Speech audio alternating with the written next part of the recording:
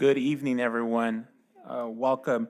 Before we get started, I want to refer everyone up to the podium with our district translator, Ms. Paula Balbuena, which has a quick announcement.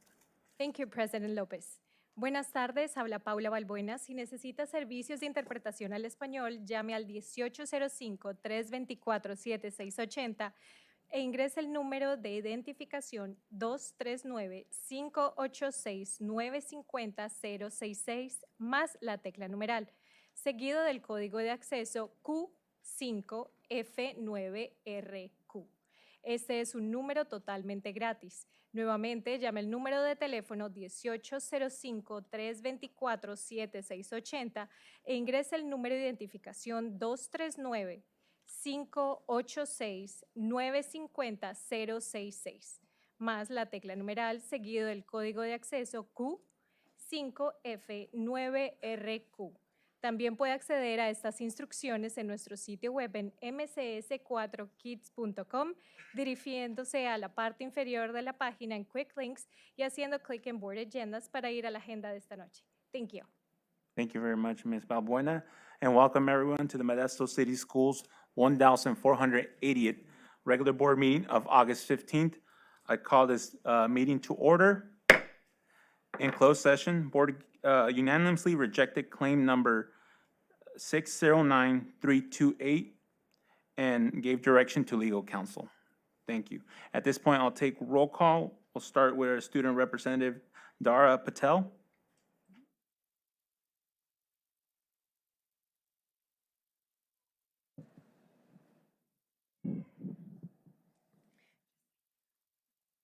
Here.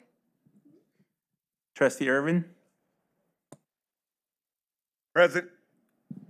Trustee Maestas. Present. Trustee Marks. Present. Trustee Mejia. Present. Trustee West. Here. Vice President Brown. I'm present. President Lopez, present. Please, everyone, can we please stand and for a moment of silence, followed by the Pledge of Allegiance.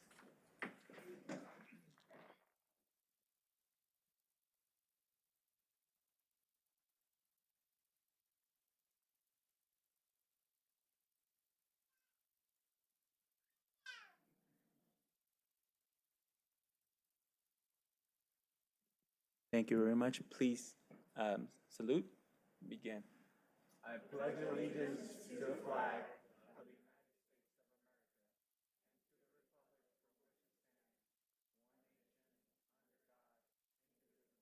of America and to the republic for which it stands, one nation, under God, liberty and justice for all. Thank you very much. You may be seated. Good evening, everyone. This is the open session meeting of the Board of Trustees and is being live streamed at the direction of the board. The live stream is available at the district's website, and the recording will be available for viewing the day after the board meeting. Modesto City School meetings have been adjusted to follow health and safety precautions until further notice. MCS has also provided an opportunity for the public to provide comment. It is outlined on your agenda. The public has been given an opportunity to call and leave a voicemail, send us a comment via email, or appear in person before the board.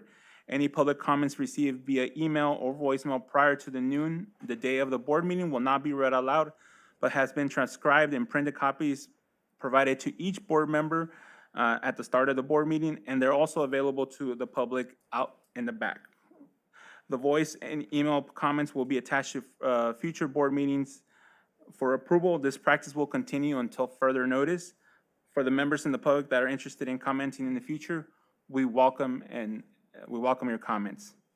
And so if you're wanting to address the board this evening during our period for public comment on a subject that is not on the agenda, we please ask that you fill out a presentation card, request card that is located in the back lobby. And once you are done filling that out, please, if you wouldn't mind giving it to Antoinette out in the back, and she will be able to hand them over to me. And please, if you're wanting to speak tonight, please do so and fill out the card right now, because once we get started with the public comments, we are not allowed to accept any more cards. If you need translations, a translation provided for your presentation, please indicate on the card as well. Every member that's wishing to speak tonight has 3 minutes for a total of 30 minutes of public comment period. Thank you. And we also want to remind you, and if you wish to make a complaint against a specific district employee, you should follow the district's personnel complaint procedure. Copies of that procedure are available at the lobby as well, and as the agenda copies which outline the procedures we will observe during the period for public comment. The right to address the board does not exempt any speaker from any potential liability for defamation. Okay, and with that, we are pleased to welcome everyone and pleased to welcome our superintendent for her report this evening. Thank you, President Lopez. Welcome, everyone. It is great to see a packed house. I really appreciate all the staff that has come out tonight and also the principals that are there and any family members there to just support the great work of our technology department. I have to say the recognition tonight, I'm incredibly proud of the recognition tonight, just to know that Russ Selkin, who is, Chief Technology Officer, actually shook the hand of one of President Biden's cabinet members, that cabinet member that oversees education. That says something about Modesto and the work that's going on in Modesto. So one other example or fact that we are becoming that destination district that we keep talking about. But before that happens, I don't want to steal your thunder. I do want to introduce Brittany Jackson, who is here. She is our new Chief Communication Officer, so please help me in recognizing her. Just a little bit about Brittany, her resume and her, I could spend a half hour speaking about her qualifications, but I'll sum it up on some of the formal qualifications that she has. First off, something that Modesto City really needs, and that is bilingual. She is bilingual in Spanish, so in our communication office, that is definitely going to help. She holds a Bachelor of Arts degree in journalism with public relations concentration and a political science minor from Howard University and a master's in public administration in urban planning from Cal State Northridge. So please, again, welcome her and her work and be patient as she transitions into this very dynamic team. So thank you for being here and thank you for applying and being selected. As you all know, we started the school year. We had a great start to our school year. Tonight you're going to see a presentation on the first day of school. It is absolutely amazing what has to take place to open up a school of 29,000 students and 5,000 employees. It truly is a machine, and you're going to see that in the presentation. Presentation's a little bit longer because we really speak to everything that went into that. I do want to thank the students and the parents for their patience and their understandings as we opened our school doors. The busing, all the food, before school programs, every classroom, all the multiple schedules. There was a lot that went into it, and I know it doesn't go out with just completely smooth. So I want to thank all the students and all the parents and the staff for their patience. And lastly, I just want to thank you all for again coming out tonight, and those that are here virtually. We appreciate the energy that you bring to our board meetings because it really is why we're here. It's all about you. So thank you, and I'm going to turn it back over to President Lopez. Thank you very much. At this point, I want to welcome our board members and allow them a space to give a report out to the public. Do I have any speakers for tonight? I'll start with Trustee Maestas. Thank you very much. I just also want to welcome everybody back. I had just a couple things that I did since the last meeting. I attended the CFA meeting and got some great news that one of the bonds was paid off. So Village 1 is paying a little bit less in their property taxes right now, which is kind of nice. Other than that, just some business that we took care of that day. I do want to say I had the opportunity to attend the first day of school at Lakewood Elementary. Of course, it's where my kids go, so I had to be there in the morning. And there was just a lot of excitement in the air. All my kids were excited to go back to school, as I was excited for them to go back to school. And they're just very happy. It's been a couple of years, I think, since just the energy that I've felt in that first day of school. So it was very awesome to see all of the staff out there, the balloons, just the excitement for the first day of school. I also, the week before that, went to the Roundup and welcomed the parents of new TK and kindergarten littles to the school. So I'm very excited about the TK program and the kindergartners, and just to see all of the kids back in school. It's just great. I'm so excited. So that's my report. Thank you very much. Trustee Marks? Thank you, President Lopez.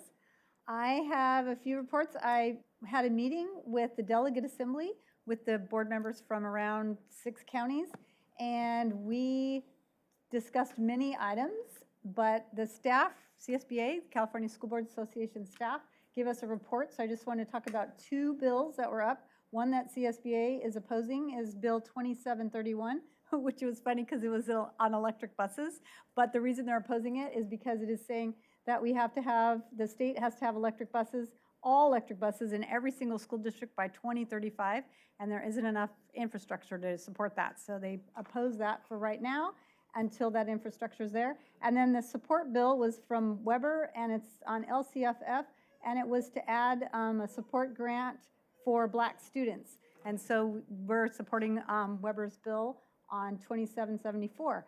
So those were a couple of reports that we heard, and a lot of other information on the budget and some of the funding that's going to be available to school districts. The second item is I attended the bus field trip with the rest of many of you, and we had such a great time going around the district and seeing the bond dollars and how they're being spent, and then also some of our own facility funding and all the wonderful work that's going on at the schools, and the really rushed to get it all completed before the students came back, because we know it's been a mess for a while. But seeing some of the places where we did the groundbreaking last year that are coming to completion, that was really great. So it was a really highlight to the week and to the month, actually, for me. I really appreciated that. And then I also had a very special visit. I got to go visit one of our former board members, Odessa Johnson, who is also emeritus regent for the University of California, and she served in that position for 12 years. And it was so awesome to see Odessa. She's doing really great, and I look forward to seeing her again soon. So that's my report. Thank you very much. Trustee Irvin? Yes, I also attended the CIFA board meeting as well with my colleague, Trustee Maestas. Also, was on the bus trip, back half of that bus trip, going around to the sites with members of our community, chamber, and things like that, so the community could see the great work that the Bonds DNE are doing in our community, in our district. And I also attended the CAPSI, California Association of Black School Board Members, seminar on unconscious bias training. Went through unconscious bias training and equity training. And the conference was titled The De-Education of Black Males.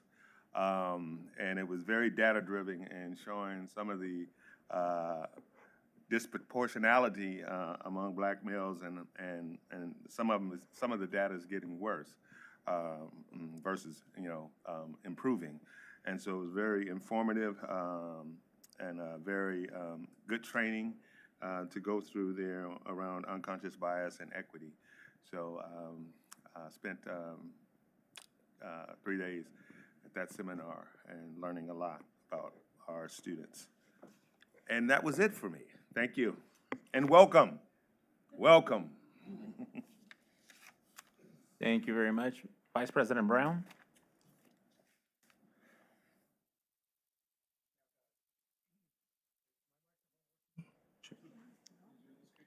Go ahead. Can everybody, oh, there it is. Okay, now I got a microphone. So I have to mention the bus tour.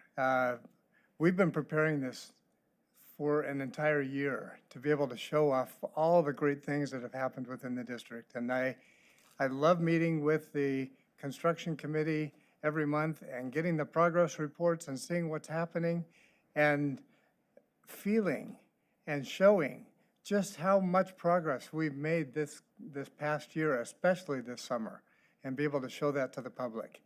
And it's exciting as we're pulling together another bond committee to work on the measure that'll be on the ballot this fall.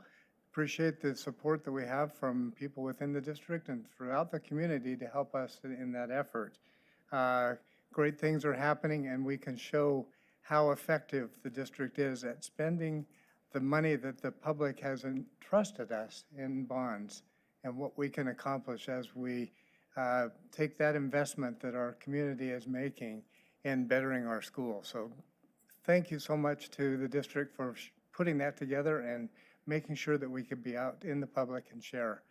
I loved being able to go back to school for the first day this year. I was able to be at 3 different schools.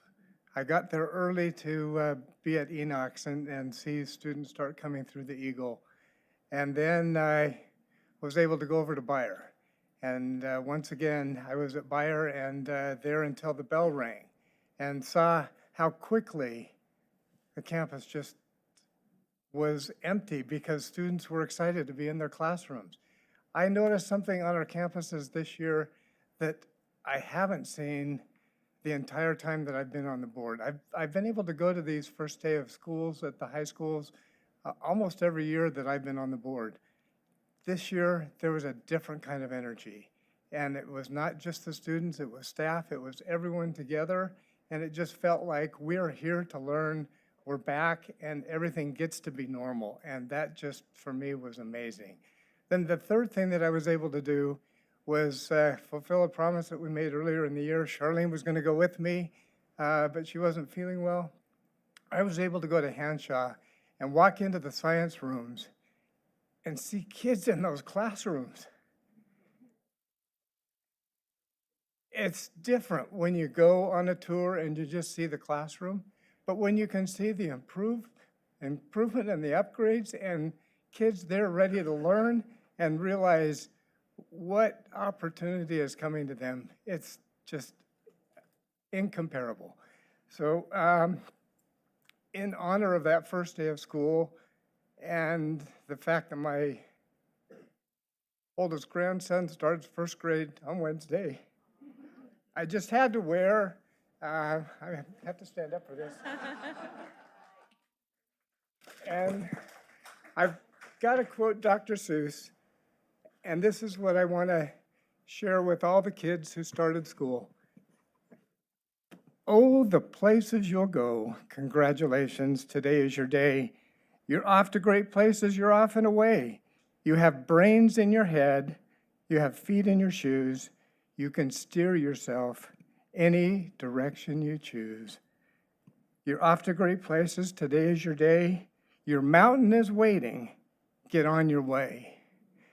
We believe in the students of Modesto City Schools, and we're here to make sure, along with all the rest of you, that every child has the opportunity to go great places and have great dreams and hopes and be able to live up to those dreams. So thanks for all you're doing.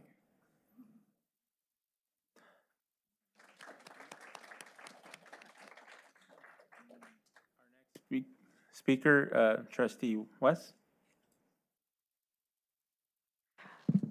Wow, I can't follow that, Trustee Brown. So passionate, I think he began to cry. And you know, that's what we have, is we have a passion for our students, and you can see it right there. Several of us, Trustee Irvin, I believe, as well, attended the ribbon cutting last spring at Hanshaw for their new science labs. And Trustee Brown and I looked at each other and said, on the first day of school, we're going to be there so we can see those students come in and see that beautiful, shining science lab for the first time.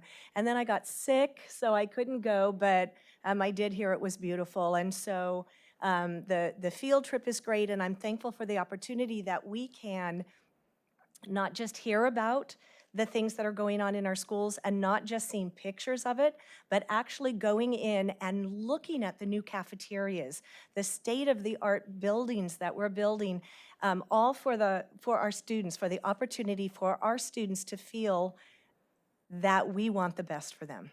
And so thank you for sharing that, Trustee Brown. I appreciate that.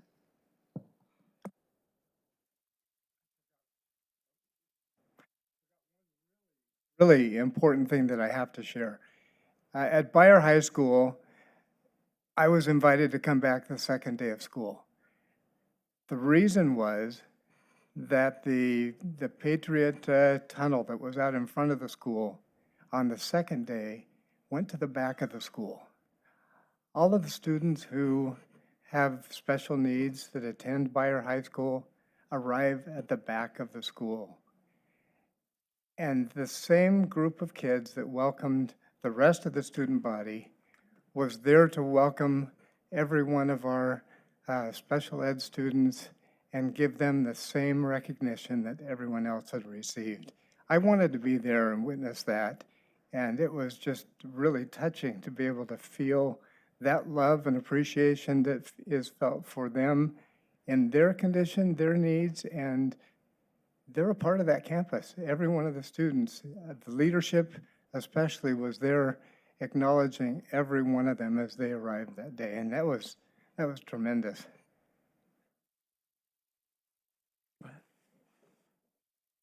Also, several of us were at the Measure L bond meeting that recently taken place to bring our high schools into this century, so to speak.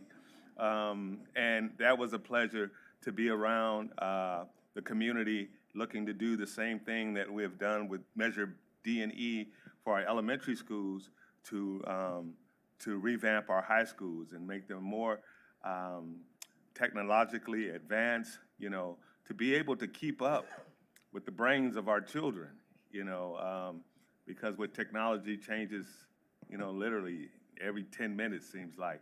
And so we don't want to slow that learning down from our students. We want to make sure we're ahead of the curve. We want to make sure our high schools have those same opportunities to be prepared for those elementary school students that are now feeling or are getting a dose of that technology and those facilities that are cooler, that are meeting environmental needs and things like that. So next, they're going to be going to our high schools, so we want to be prepared for them. So Measure L is coming along, and glad to be a part of bringing that to fruition in our community.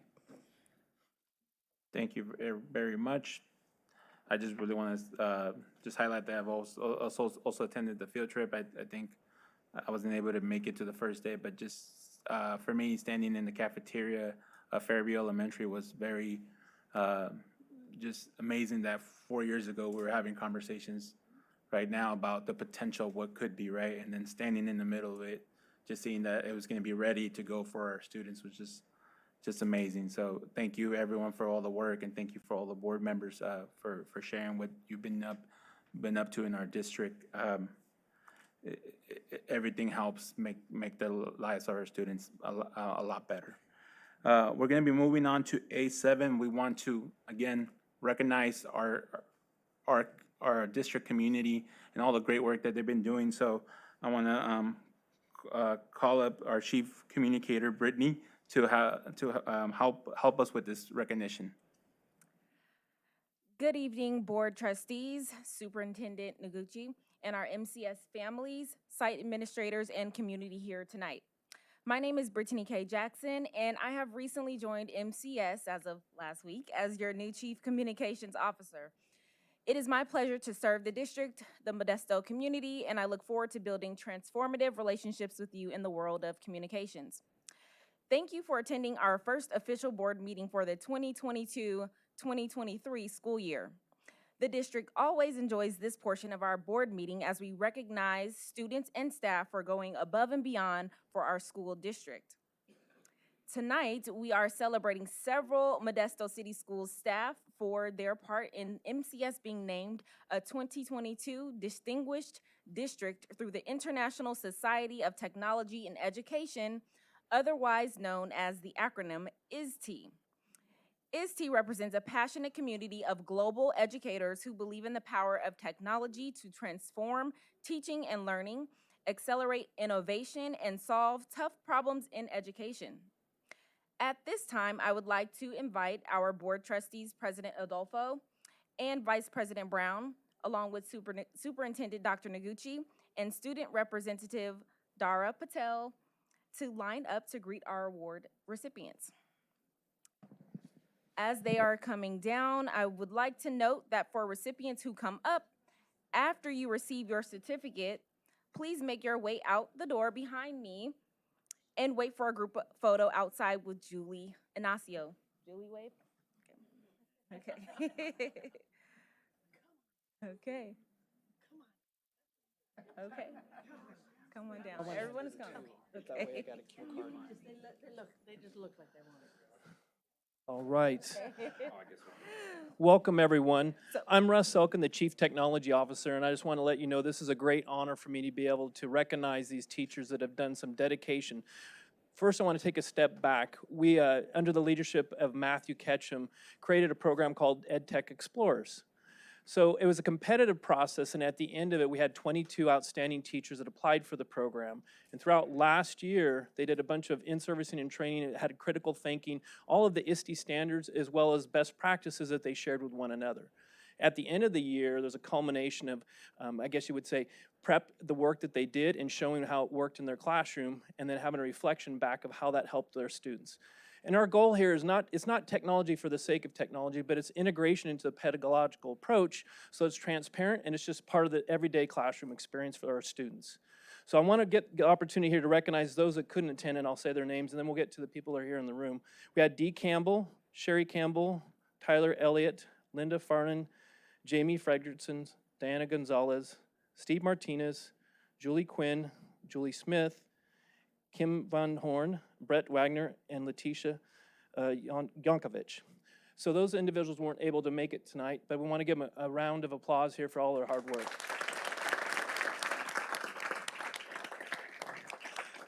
So now we have the leadership team that worked with Matthew to put this work together for the teachers. And again, it was a digital leadership academy. So the first person I'd like to recognize is Armando Arvizo.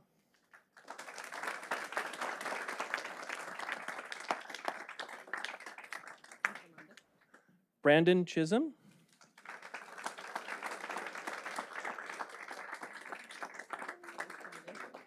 Angela Gamma.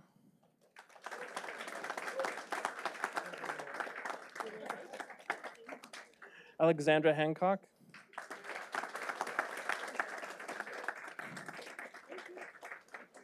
And then Matthew Ketchum. And I don't know if you guys know, but we have a celebrity in our presence. Every time I go to do presentations, and we just did one in San Diego, everybody knew Matthew. And this is people from around the nation. So he's a quiet giant, so to speak. Now I want to honor our teachers here. First, we have Lisa Boyd.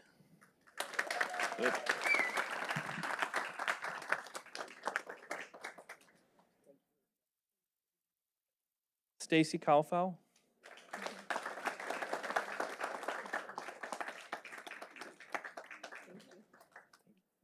Krista Driver.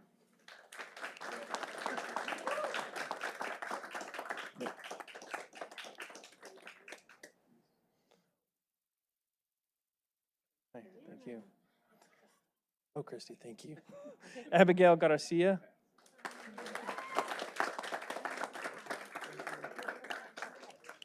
Thank you. Elaine Gilliam.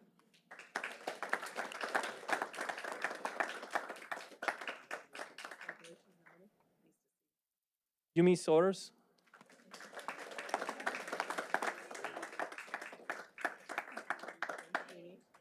Joe Thornburg.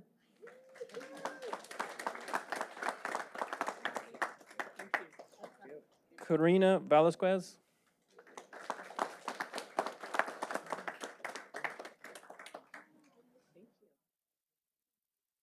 Deanna Whitney.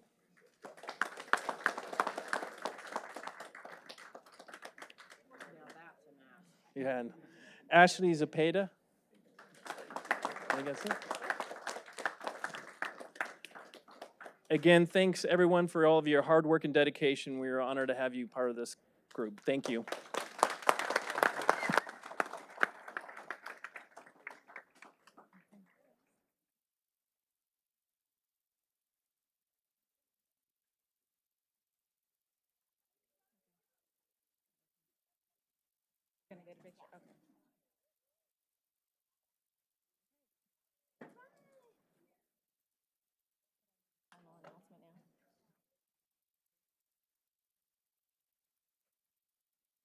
So that concludes tonight's recognitions. Congratulations again to our MCS Special Recognition recipients under the outstanding leadership of Chief Technology Officer Russ Selkin, and thank you all for coming. You are more than welcome to stay for the board meeting, or you may be excused. Thank you. I think a decision has been made. We'll be moving on to A8, is the approval of the consent agenda. Is there any comments regarding the consent agenda?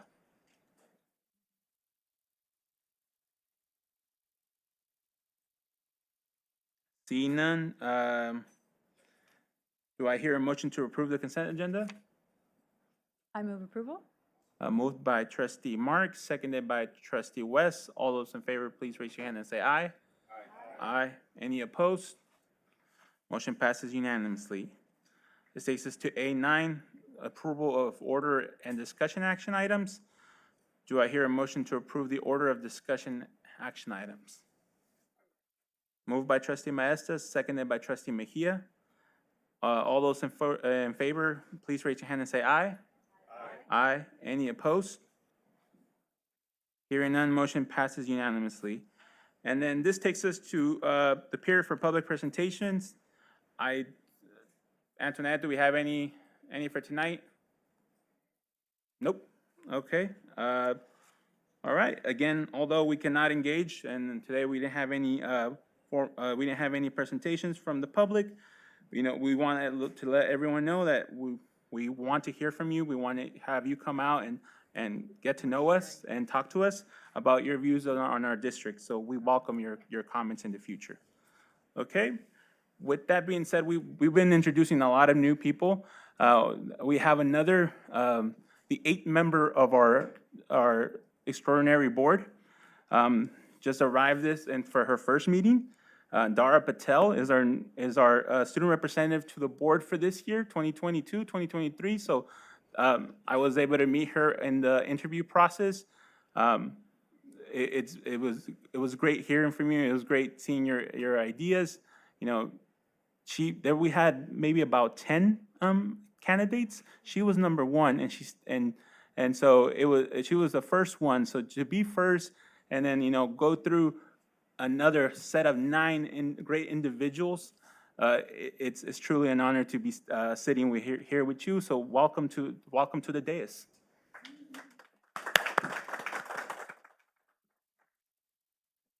You want to do your first report?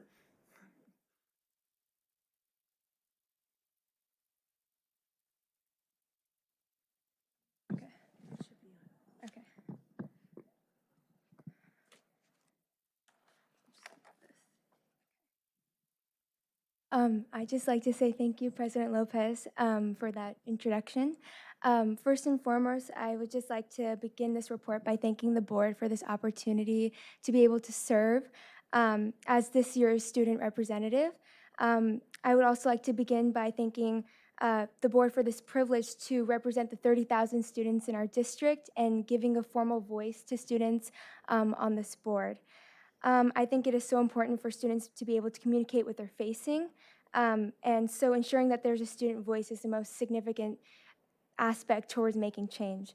I recently had a meeting with Dr. Noguchi, and I'm looking forward to creating more student accessibility to information and resources. I'm also looking forward to creating initiatives that focus on closing the disparities seen with the achievement gap. So I'm so excited for this year and working with different students, working with the board, and working with the Inter-High Council. Right now, we're working on setting up our first meeting with the Inter-High Council for this school year, and one of my goals for this council this year is to work with the other schools to create a more interconnected meeting, potentially in the form of town halls or having a forum where we could reach more student voices, and students would have the ability to connect and discuss similar issues that they face together. This would allow students a greater opportunity to be able to get involved with their education and with their peers at a community level. And I think because of that, we would have a lot more feedback and a lot more we could do to progress towards change. I think with that, because we haven't had a inter-high council meeting yet, I can only speak from my personal experience with how this first week of school has been. Personally, on behalf of myself and my peers, from what I've been hearing, we have a new schedule, and it's definitely longer. I felt it on the first day of school. Maybe it was just because we've all been sleeping till noon since we just got off of summer break, but it felt longer. But as the days go by, it's getting more manageable. It feels shorter, and I would just like to echo what what Vice President Brown said, that it was just a different feeling this year, and I think we all feel that. We all feel that excitement to be back. It feels like we never left, and it's a good feeling. So I'm excited to be here, and I'm excited to serve as this year's student board representative. So thank you.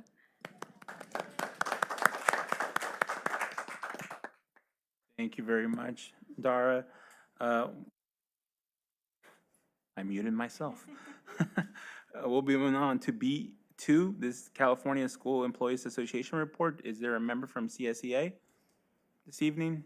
Seeing none, we will be moving on to B3, report on the first day of the 2022-2023 school year.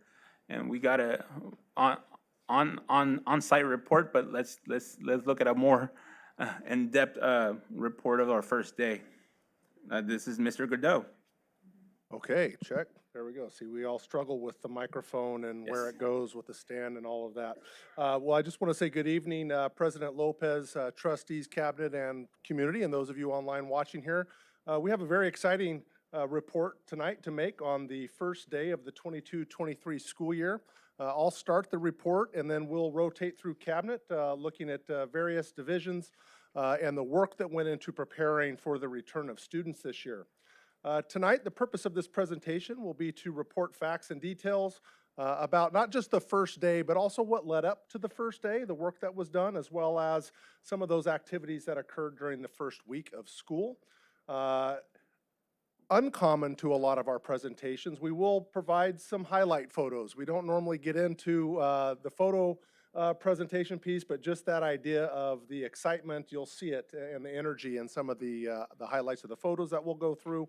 We'll wrap it up with some information related to parent supports and resources, and then we'll talk about our next steps.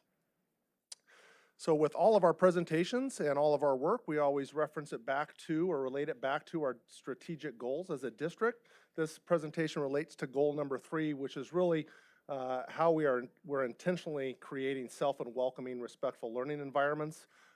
Specifically 3.2, promoting and recognizing outstanding students, families, staff, programs, schools, and community partners. And you're going to hear that resoundingly through this entire presentation. We'll also focus on 3.4, which is that welcoming school and office environments with the focus on exceptional and engaging customer service for our school communities. So right here, we're just started right off. The first day of school was this past Monday, August 8th. So this is the start of week 2. This is a photo here of Johansen High School. Their inflatable Viking welcoming schools at the front of Johansen High School. Tonight, like I mentioned, you're going to hear from our cabinet team, our 7 divisions. A lot of work goes into opening schools. Not as simple as unlocking the doors and turning the lights on.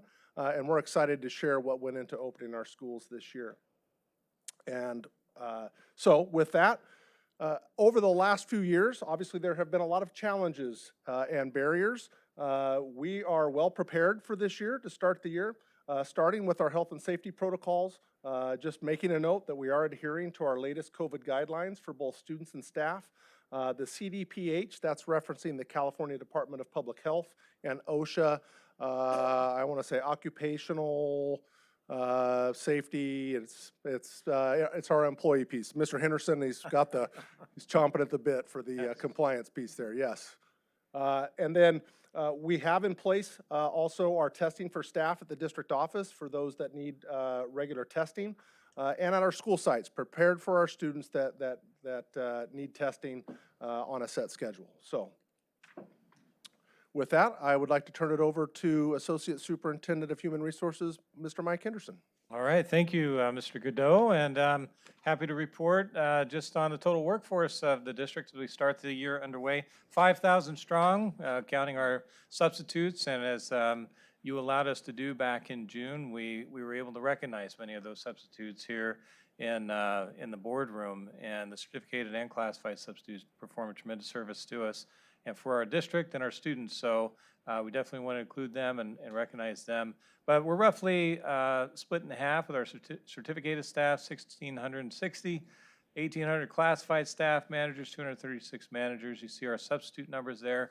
And we were able to welcome a lot of new hires this year, 116 new teachers, nurses, all different kinds of certificated classifications, 50 classified management effective July 1 and 34 managers. It was great to see the new certificated staff at the new hire boot camp that was put on by our CIPD division. We said our mission was to hire the most talented people on the planet, and they agreed that we had succeeded that day in that meeting. So we're excited about our total employee workforce. Those numbers represent a lot of robust hiring in the spring with all of our division, and got to take my hat off to the folks in HR working on that on a daily basis. So we also have, it's not listed there, a wellness initiative that we're going to be kicking off. We did kind of a soft rollout in the spring, but we're going to be doing that more comprehensively throughout this year, a combination of informational topics based on employee survey information, some work with the Center for Human Services,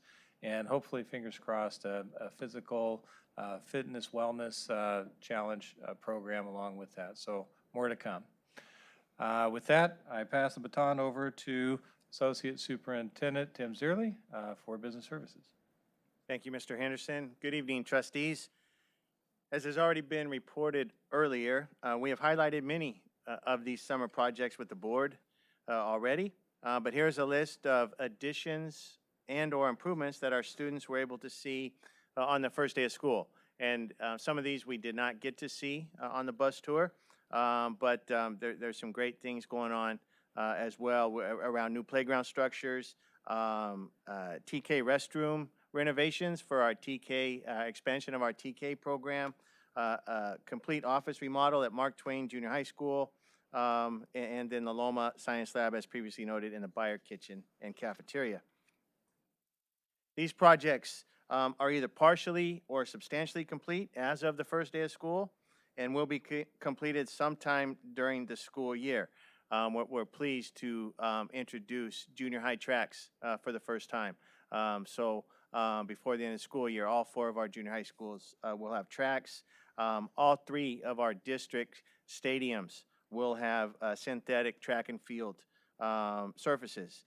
Tuolumne Steam Building, and then Modesto High School Ag Mechanics Facility construction project as well.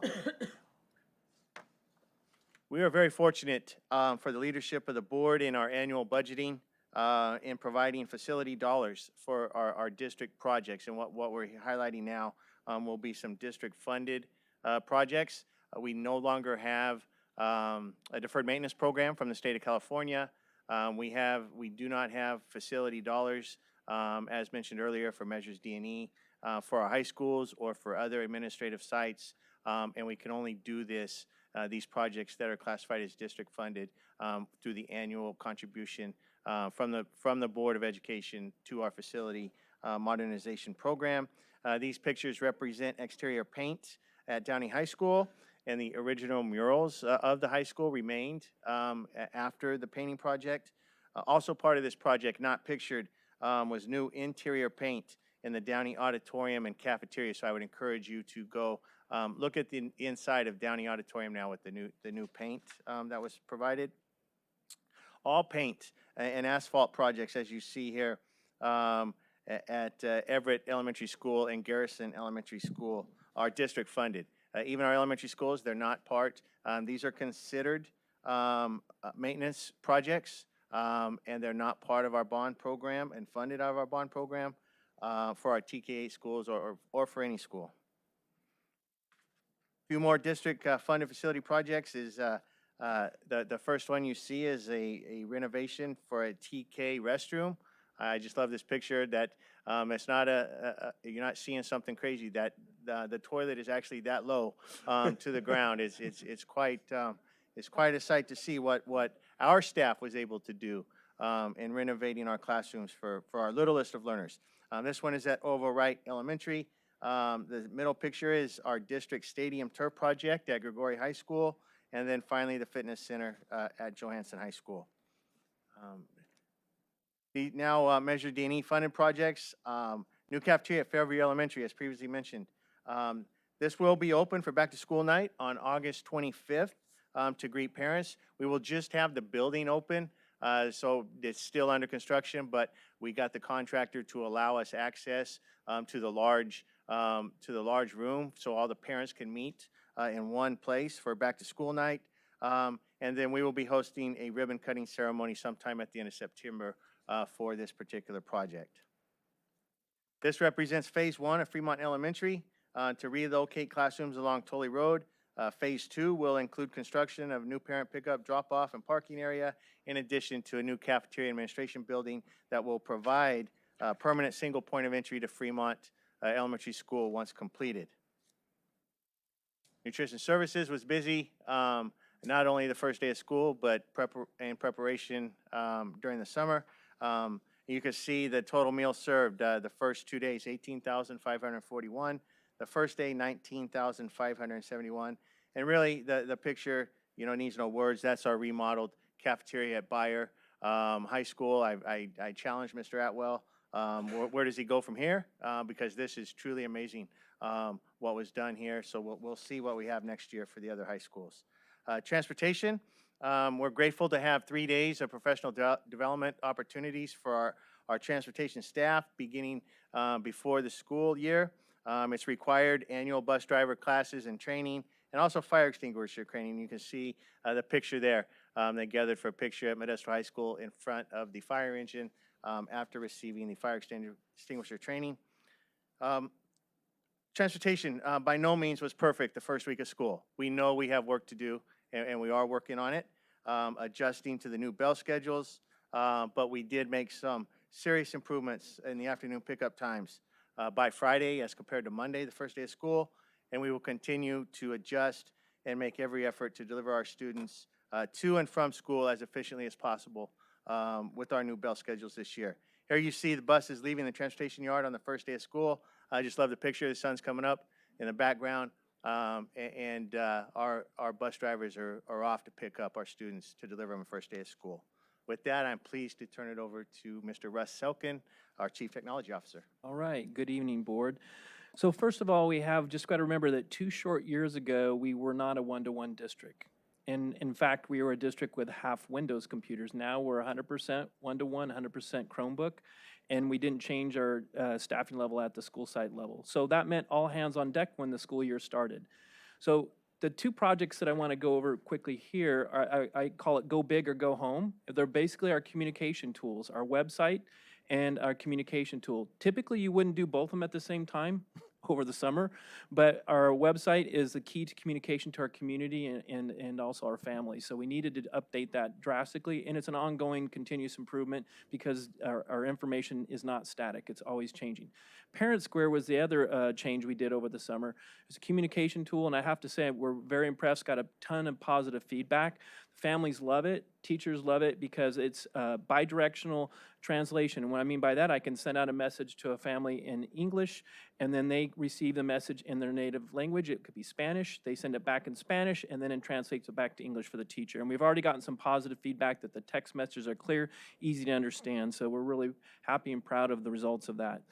And then again, all hands on deck. You can see the ticket count, very dramatic. We had a lot of freshmen needing some help with passwords, so that meant whether it was admin support at the main office or myself, I was changing passwords, and we did the best we can to keep the kids moving back to the classrooms as quickly as possible.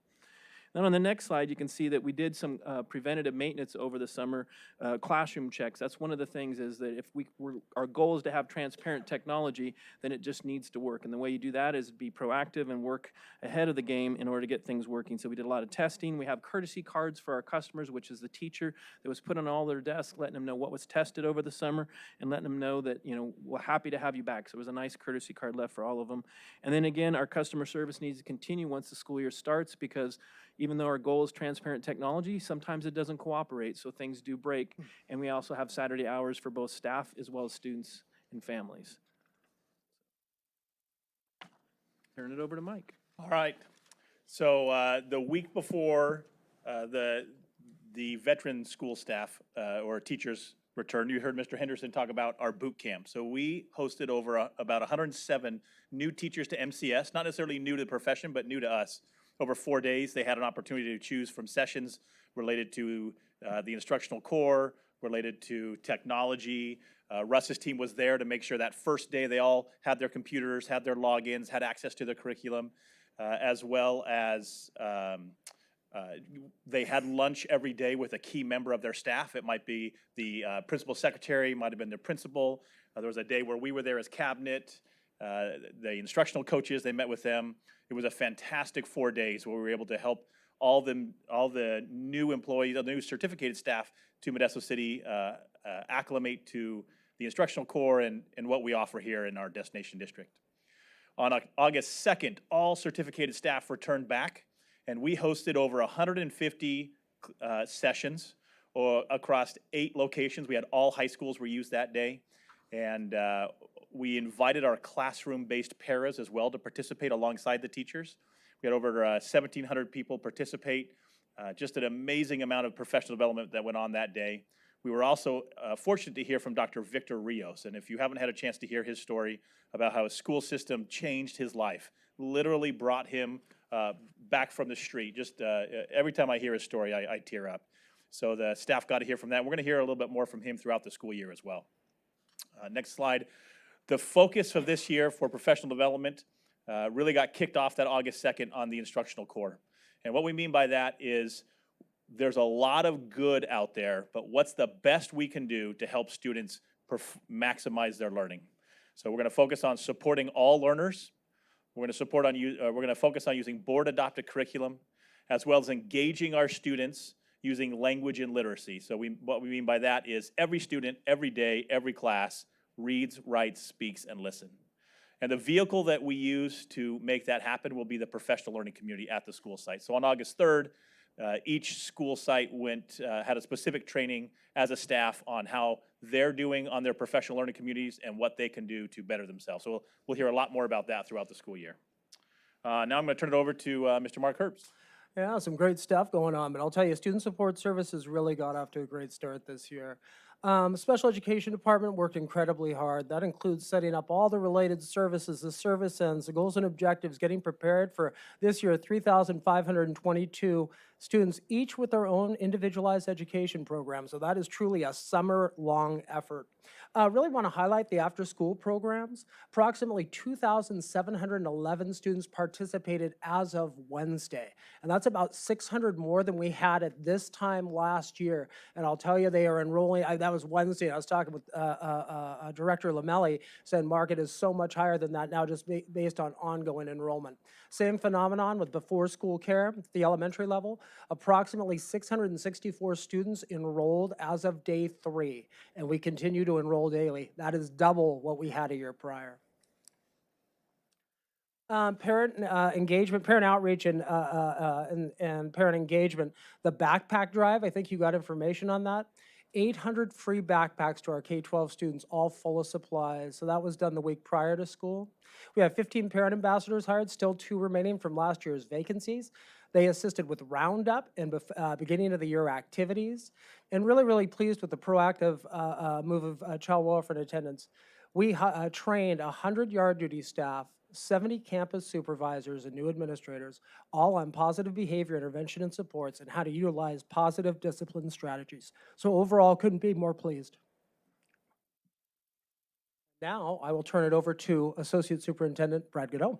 Thank you, Mr. Herbst. Bringing it back to educational services, our focus over the first week of school was really focused on the priorities. First and foremost, the social emotional supports for students and staff as they're returning to school. So many of our schools were highly focused on second step social emotional learning curriculum during the first week. Also the introduction of our positive behavioral interventions and supports, which you hear frequently throughout the year referred to as PBIS. So just introducing expectations, right? How do we behave? What are our routines? What are our protocols? And when implemented with fidelity, we know that PBIS improves our students' social emotional competence and ultimately their academic success. So really starting the year off strong with that work and providing the supports for our principals to coordinate those SEL activities. In addition, not only for our students, but also for our staff. A number of our principal leaders focused in on mindfulness activities in the first days with their teachers back. How do they build team and connectedness among staff, as well as those other SEL activities or social emotional learning activities for staff throughout the year. We also focused on welcoming students and parents, staff back to school with customer service, really thinking through how are we being intentional around providing excellent customer service and those welcoming environments. We had lunches. Some of those lunches for our staff were even provided by community partners, donated to help recognize the return of our teachers and the reopening of schools. Also looked at how do we welcome our students. And you're going to see in the photos here in just a moment, a lot of those first day of school activities. I saw Trustee Brown out at Bayer, as he mentioned, and those big blow up arches and balloons and just the number of students and, staff and community out welcoming our students back. Next, we really focused in and looking at how are we providing direct supports to our principals. Behind our classroom teachers in the classroom, our principals we know have the next highest impact on student learning. So how are we supporting them? Number one, our school leadership team of Dr. Contreras and Senior Director Amanda Moore visited all 34 school sites in the week leading up to school, met with every principal, ensured they had what they need, and really got to the core of building the relationship of how we as a district support each school site and their leadership throughout the year. And that's leading right into supporting instructional leadership, which is really at the core of a lot of what we do is how are we improving the outcomes through instruction in the classroom. And as you heard Associate Superintendent Mike Rich speak, and you'll hear throughout the year, how are we focusing on the instructional core? How are we really looking at our practices to best support our students, and really how are we supporting our principals to be leaders to impact instruction through our teachers in the classroom? So moving on, we're going to see here in the first couple of slides some first day school activities at our elementary school sites. If you can't feel the energy and the happiness coming through the young lady, the young scholar walking on the red carpet right there, the energy is just exuding from the photo. And I think we've heard it through a lot of the sharing out at our board meeting this evening. The energy at the schools this year on the first day was markedly different than in even last year when we were returning many of our students to campuses. It was just a different feel. I know Principal Park said at Bayer to me, this just feels different. You can hear the buzz, just the voices, the students, that hum of the conversation on campuses. Here we have some more first day of school festivities, and you can just see how excited kids are to be back at school. Looking at our junior highs, you can see the energy pouring out of La Loma Principal Sean Hurtado there. They had a welcome back school-wide assembly to really get their students charged up and ready for the year. And you can see some other students entering campus and being welcomed, as well as our high schools. And if you've been through the front of the high school when a couple thousand students are pouring in the 45 to 60 minutes before a school on the first day, as you see the parents that are trying to say goodbye to their students like they're still in third grade, and the kids just running through the tunnel to get into campus. But a lot of really great energy from our leadership students, our teachers, our classified staff out welcoming our kids back and really just creating that a connection and back for the first day of school. In addition, we had a number of media outlets reaching out and providing articles on the first day of school. Here you see a couple of references to the Modesto Bee article about our students returning to Modesto schools for the new year.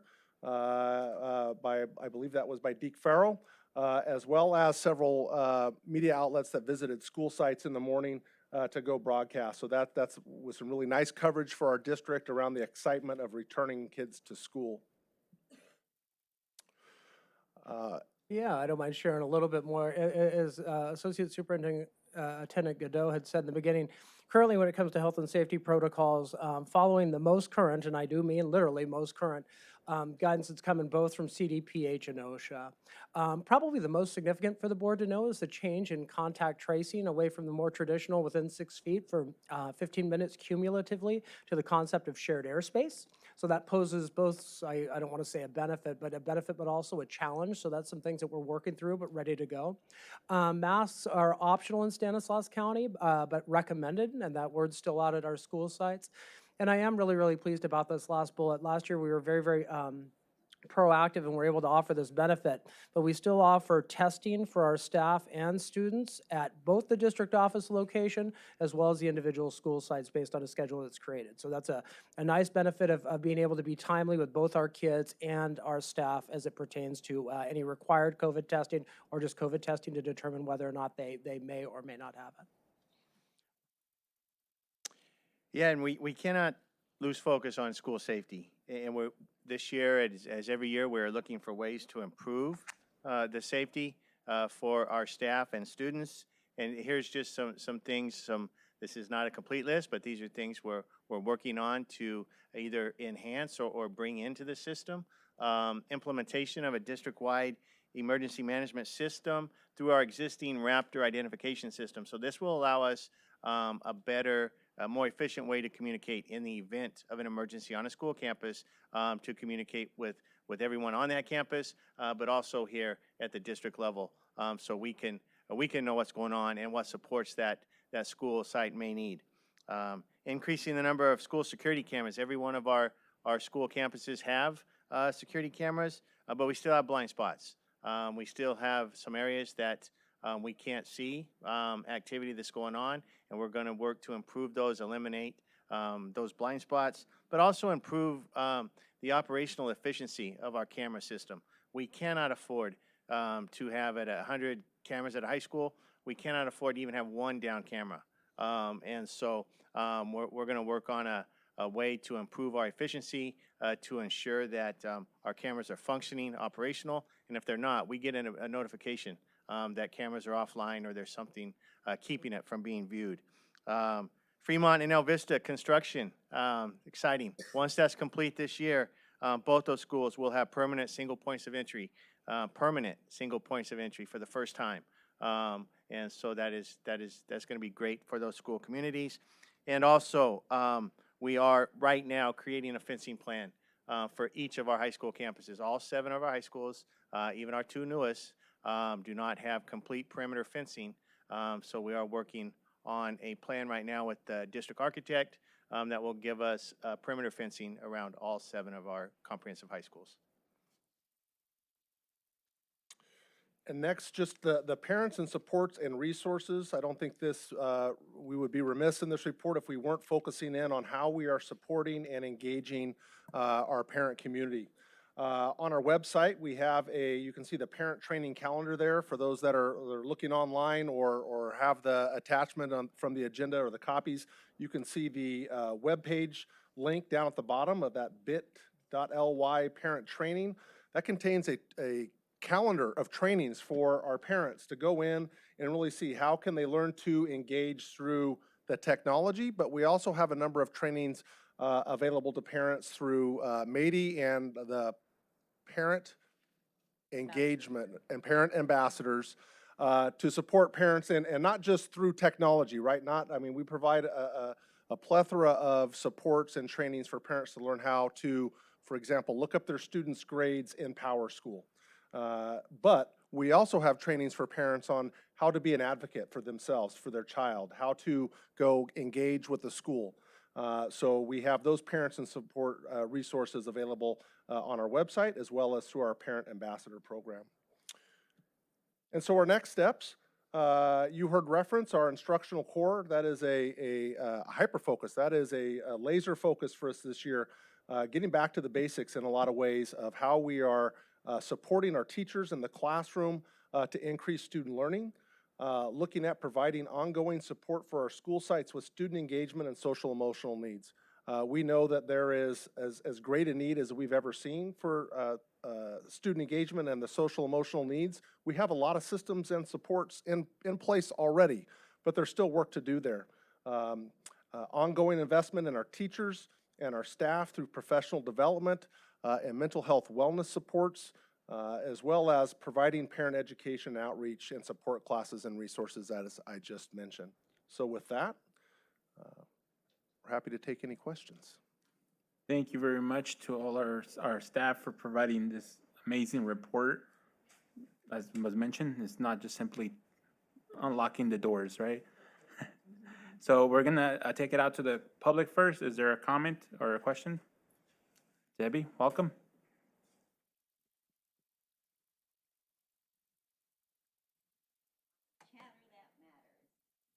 Let me. Are we on? Can you? You're Okay. good. Debbie Martinez, first and foremost, we are La Raza Parents Union. I am a parent advocate. I am also going to represent the Latino Community Roundtable. I serve as their educational liaison for Central Valley, and I am very proud of all of you. Dr. Noguchi, starting with you. Perseverance pays off, and I want to thank you because I know I could have been a thorn where the sun don't shine, but that's only because if you look around, you now see diversity. I was able to see transformation from gentlemen that sit on your cabinet that were once principals. Mark and I, we have a wonderful dialogue now. I no longer feel like curbside service. I no longer feel disconnected, and I appreciate both of you because community is shining with you guys, and I'll tell you why. Because with a diverse panel, we now have a strong voice. So I want to first of all welcome Mrs. Jackson, and I look forward to working with you. I want to thank and welcome Mrs. Patel, and your voice and all what you just said is your vision will come to pass when you persevere and move on and pull forward even when odds are against you. It pays off. Strong, hard passion pays off. Trust me. Anyhow, in saying all that, Chad, I loved what you said about that mountain because I no longer see mountains here at MCS. I see speed bumps and I see little tiny hills that we can jump hoops over. Modesto City Schools, I used to brag about me being in 26 districts, 3 counties with no 501c, nor do I get paid for it. I only said 2 were at the top of the list. I can now add 3. And Dr. O, if you're listening, boots on the ground when Deb Martinez calls MCS. Mark, we did it. We had 4 dissatisfied customers last year. They all thanked me this year. So that was because we all pulled together as a team. And I just want to thank you guys because this parent resource is what I'm shining on because I've never seen this before. We've always been a triangle, but now we're a circle. And now the parents have training, something, connect with their children, with you guys, with everybody. They're going to be part of something. And you know, that's gotten me to where I'm going to announce my candidacy right now. I'm running for Stanislaus County Office of Education, District 2, which means I'll leave MCS, the city, alone for a while and go pick on the county for a while. And in saying that, Mike, I may be looking for a job. You got 2 vacancies under parent ambassadors. So we'll be talking soon. Anyhow, keep up the great work. And yes, there is a lot of excitement in the air. And I see it. I see all the beautiful sights, including in our disadvantaged population. Keep up the great work. Thank you. Thank you very much, Debbie. Any other comments from our public? Seeing none, I want to bring it back to the board for any comments or questions from our board members. let them cue in. I'll start with Trustee West. Great report. So encouraging to hear all the wonderful things that are happening. And thank you all for your hard work to make that happen. A couple of the things that stood out for me is out of our 116 newly certified people, I looked at the agenda and I noticed we have a lot of new counselors on there. So I love seeing so much counseling support for our students. So I'm really happy to hear that. The Downey paint and the logo is really beautiful. My daughter graduated from Downey High School about 100 years ago. And so Downey has a special place in my heart as well, and it looks great. And then I love the preventative SEL supports that we have. Instead of waiting until there's a crisis, the first week of school, training our students in expectations, talking to them about supports, and what we can do to help our students get started on the right foot to prevent some of the problems later down the road, I think is so, so smart. So thanks to everyone and the teachers out there. Oh my gosh, thank you so much for the great hard work and the successful first week of our school. Thank you. Thank you very much. Trustee Maestas? Thank you. Yeah, I want to echo just the thank you to all of the teachers, the staff, especially, you know, there's a lot of change this year, this school year. And so the patience and the effort put in by our maintenance and nutritional services and tech and our bus drivers, just amazing work to get all of this off the ground. And I know that there's a lot of changes going on. As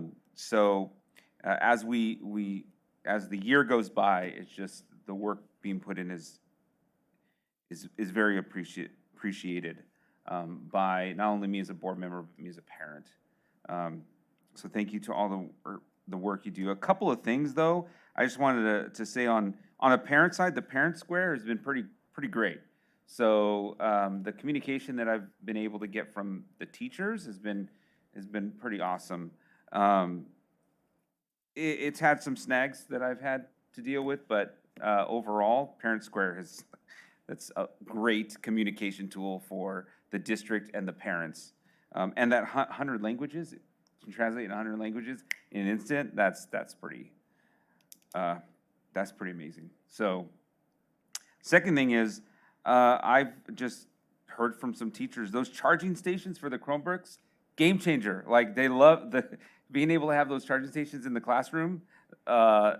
Totally makes a difference with the kids, especially if they, you know, I have a couple of kids that I know personally in my household that tend to forget to charge their Chromebook at night. So that has been great for the teachers as well. So thank you for those. Thank you very much. Vice President Brown. So what I appreciated about this presentation was even more than the first day, all the preparation that went in and the way that you were able to highlight the entire team focus that happened. And the energy that the kids felt the first day of school was not just being there together, but it was the energy that was already on campus because everyone was prepared for them. And so that was felt, and I appreciate the fact that Modesto City Schools is truly a team, and we can see that at every level. And the more we can reinforce that and extend our gratitude to every player on that team, we need to continue and do that. Thank you. Thank you. Trustee Irvin. Thank you. Also wanted to reiterate the kudos for the team. The teamwork is making the dream work for our students and for our community. And I saw that a lot going on at schools. I just had a couple things around gridlock.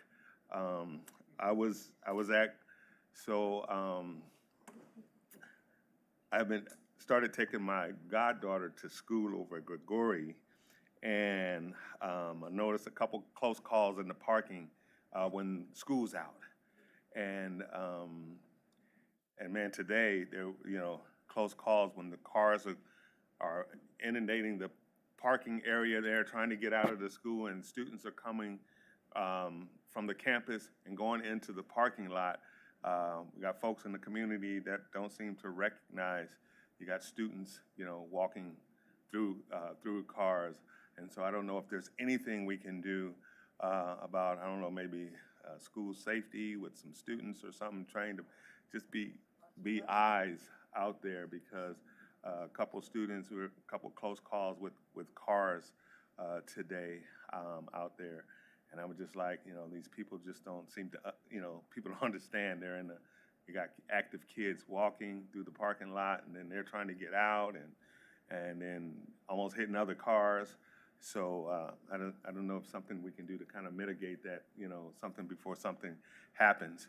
And then also at Mark Twain, I mean, man, you go down there, Mark Twain and Franklin seem to be getting out around the same time, and the traffic that is backed up there, and the students, Mark Twain students, weaving in and out across the street in between cars as they're sitting to wait for that stop sign up there, because there's a stop sign up there at California and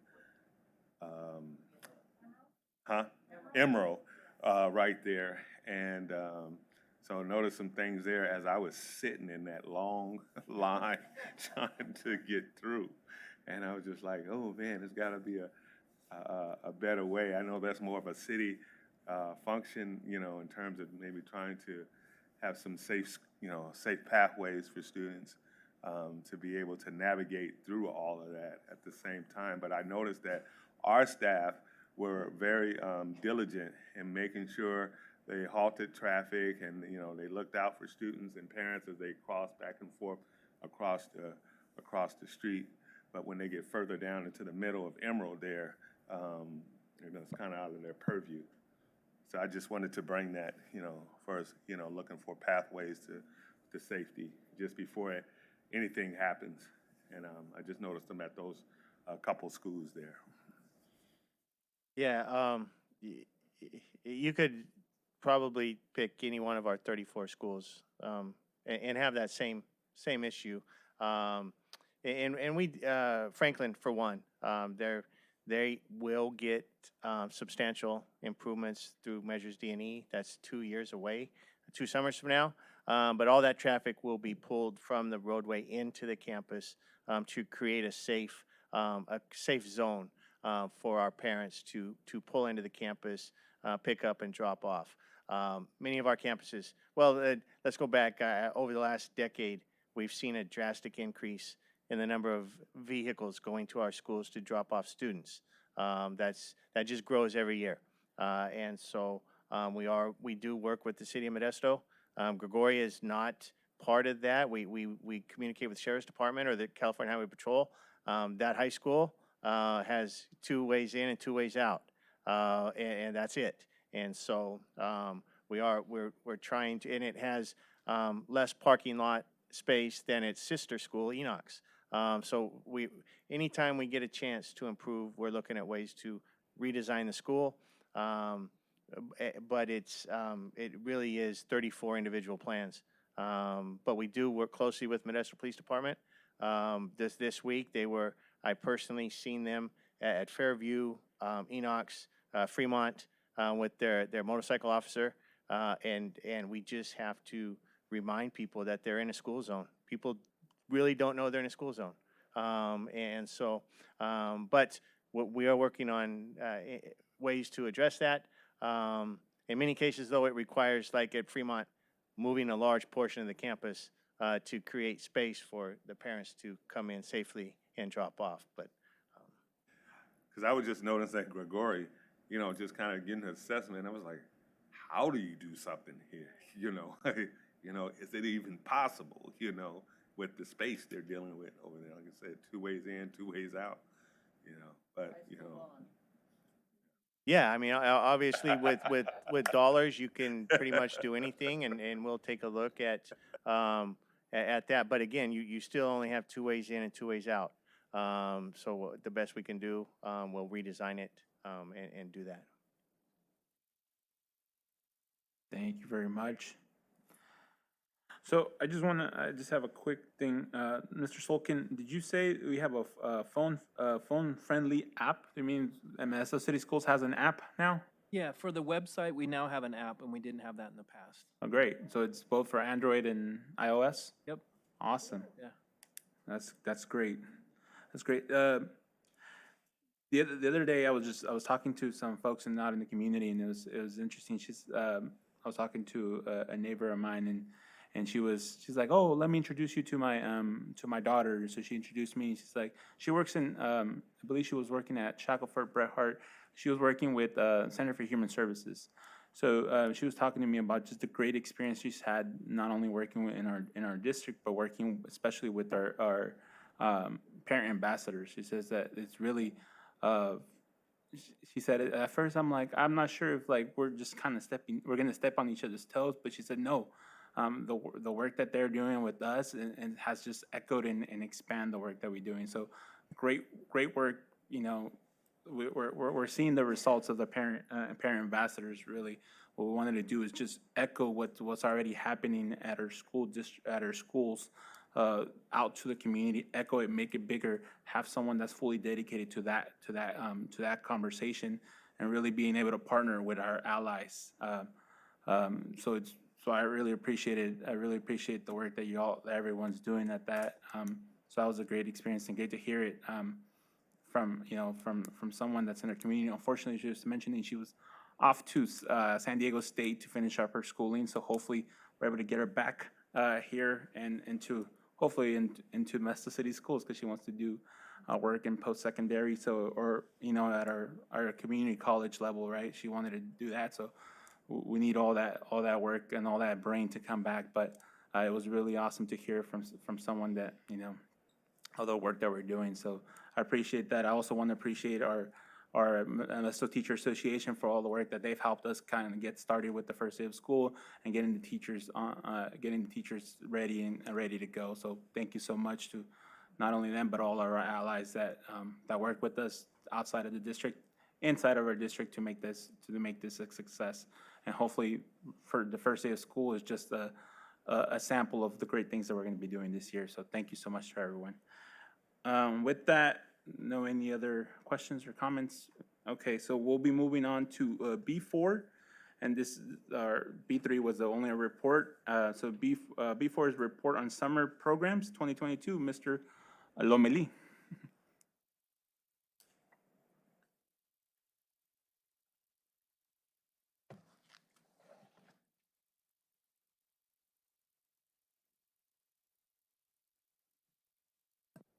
Testing, okay.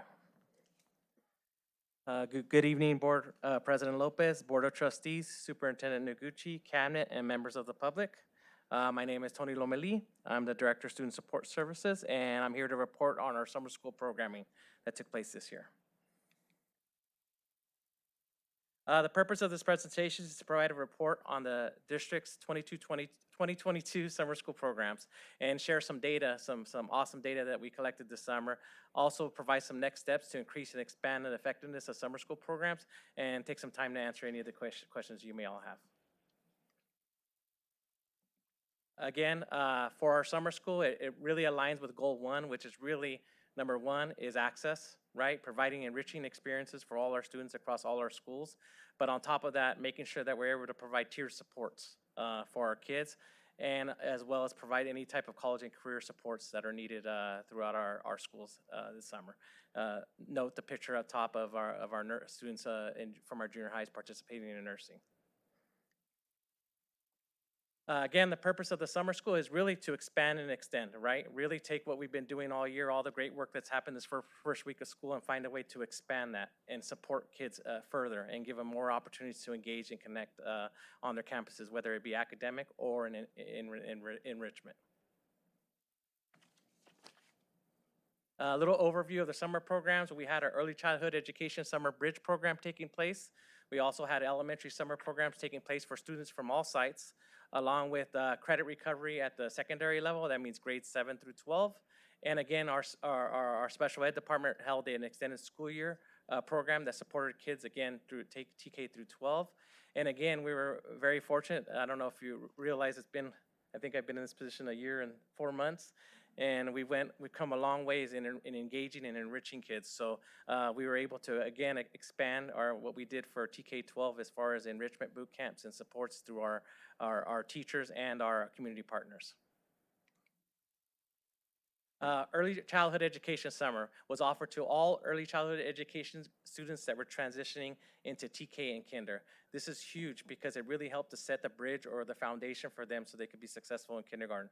We had 13 ECE sites up and running. That's one additional one from the year before. 344 students attended this summer. That was an increase of an additional 76 students that were being prepared to be successful in kinder and TK this upcoming year from our ECE department led by Heidi Nunes, our senior director there. The focus again there, on top of focusing on the academic component of giving them the early literacy and math skills they need to be successful in kindergarten, they also focus on the habits piece, the social and emotional development piece, making sure they're supported so they're ready for day one. An assessment is given, which is called the Kindergarten Student Interest Profile Assessment, which really shows what their preparation is and how they're ready for kindergarten. They were given it as a pre and a post, and 90% of the students that participated in the program in ECE showed growth and were better prepared to start kinder and TK this upcoming year for this first week of school that we just completed. Our elementary summer programs. We had students from all 22 elementary school sites participate in summer programs this year. We did have a number of schools that were off limits for good reasons. I know you saw all the pictures. Our maintenance and construction team led by Roger Orth did a great job of us being able to access 17 school sites because we had construction going on all over the place due to the bond funds. We had 5 sites that were located other sites because there's just no way to wiggle around all the great work being done. But we were able to offer and provide services for all students that were interested from all elementary sites. Again, our focus was math, English language arts, and English language development. And again, we continued the great work to happen in MTSS during the school year to provide reading intervention at all the school sites participating in summer programs. These programs were led by site administrators, along with our expanded learning department, which is our after-school program coordinators and other supports from my office. Along with that, in addition, we were able to offer a Migrant Summer program, and I'll talk a little bit about that on the next slide, and give some kids a double dose and more support through our Migrant Summer program led by Maricela Mota. A little information here. We had 3,504 students attend. That's quite an increase, almost 900 students more than 2021 in our academic programs. Again, the focus was ELA math. We had an additional 35 students that got double dose. They had an opportunity from 12:30 to 3:30 to work with migrant teachers. We had 7 teachers to support them in small groups and support them and give them extra support in the day. Want to note that we made sure and we ensured that those students also had opportunities for enrichment within that time, so it wasn't all academic, but they had that support too. We were able to align our pre and post assessments to what the end of the year scores would happen in our schools, and we're happy to report the growth that we saw. We saw 82% of students grow, so that means at the end of the year, they grew from that day to the end of June. So that means those students is significant because everyone knows in the summer we get some dips, right? So those kids grew this summer, so that means they're better prepared and ready for day one or this first week of school. On top of that, for our English language arts, our English learners grew at 80%, almost even with our total population. Same in the math area. We had 87% of our students show growth in math from pre and post. Our English learners did a little bit better, which is awesome news. They grew at an 88% rate. That means 88% of our students that participated had grown from the end of the year scores that we had and grown through the summer. So that was really positive news and very exciting. And again, all this doesn't happen if it wasn't for the dedicated teachers we had. We really had teachers that were on a roll. I know everybody was tired, but we had teachers that were really, Mr. Rich talks about Instructional Core. We kind of got a little kickstart in the summer, so it was really powerful to walk in the classroom and see this academic component going. Going back to last year, the focus was really on that re-engagement piece, but being able to tie that re-engagement piece with some core, instructional core stuff that happened this summer was very powerful. At the secondary level, we had our principal, Eric Corgiat, overseeing our secondary level schools. We also had Vice Principal Armando Medina, who is now our new principal at John Muir Elementary School, so happy for him. We had 1,639 high school students and 291 junior high students participate in earning credits through a semester of Florida virtual courses. Over 2,764 courses were completed and 13,846 total credits earned. A lot of work done there by Eric and Armando, along with the site admin, to make sure we support the kids and accelerate their growth so they can earn credits over the summer. In our extended school year program, again, it was really important that we were able to give access, and through that, we were able to offer services not at one site at the elementary level, but throughout the district. We had 5 schools that offer services at the elementary level with 248 students participating. At the secondary level, we had 97 students at Johansson High School, 17 junior high students, and 80 high school students. And then we also had our transition program taking place with 35 adult students at Sherman House in Kansas. I went the wrong way. Give me a second here. On the credit recovery end, there was also some targeted support for our special ed kids from Davis, Downey, Enoch, and Modesto Highs. They had an overall 775 credits that were recovered with 155 students with mild and moderate disabilities. So they were able to get the support they need to earn the credits they needed as well through our summer program and our extended school year. Now for the fun part. And now you see the pictures and you see an alligator and everything. Again, this is really important to me and giving kids enriching and awesome experiences. I keep using the word awesome, but it was a lot of fun and it was exciting to see, to engage students. And really the goal is to serve all students and engage all students. And then again, being able to offer outside remediation. I'll talk a little bit about what we've done with our expanded learning to extend the summer day so it mimics the regular school day to help families. But we were able to run programming at our TK6 level from 8 a.m. to 5 p.m. So in the past, you would have, I went to this enrichment camp, I did this. This really gave families the opportunity that, hey, just like the regular school year, I could drop off my kid. They're not only gonna get an academic component, but they have an opportunity to participate in enrichment and an opportunity to get into an after-school program and be supported. So a lot of opportunities for our kids. Again, some great experiences there. Some of the teachers that were here earlier are attributed to some of those pictures there that were part of that award. But we had 139 teacher boot camps and enrichment program opportunities through our community partners. In addition, we had 17 expanded learning camps, and that's basically our after-school program staff. We were able to keep all our schools open till 5 p.m. Across the elementary level. So all our schools stayed open. So if you look at it in hours, you know, maybe last year we were able to support a very large amount of kids. We were able to support a very large amount of kids for a very large amount of time. So I think that's the biggest difference you see. So we like to continue to do that, and we'll continue to support. If you look at enrichment numbers, TK-12, again, we had a growth of students that participated from one year to the next. We went from 2,400 students to 3,300 students, and we're hoping to continue to expand and provide opportunities like the pictures you see there. Our teachers took an exit survey. So some of our teachers, as they completed their enrichment activities, would fill out a survey for me, and here are some of the highlights. I won't read them all to you verbatim, but you know, seeing students' confidence, looking at students taking charge, I mean, the connecting piece, being able to build relationships, helping students become active members of the community. Those are all some of the things that came from our teachers in the exit survey. Our students felt the same way. 97% of our students stated they enjoyed their enrichment activity. And again, I'm surveying those, so third grade and higher. This is not so much a kinder survey. But they talked about enjoying bonding with their class. There seems to be a theme here, you know, and it has to do with being in groups, connecting. I think that's the same theme you saw in the first week of school. Being able to see everybody, being able to connect and work with each other. And then again, bonding. Being interactive, getting to know your teachers ahead of time, some of the highlights that took place.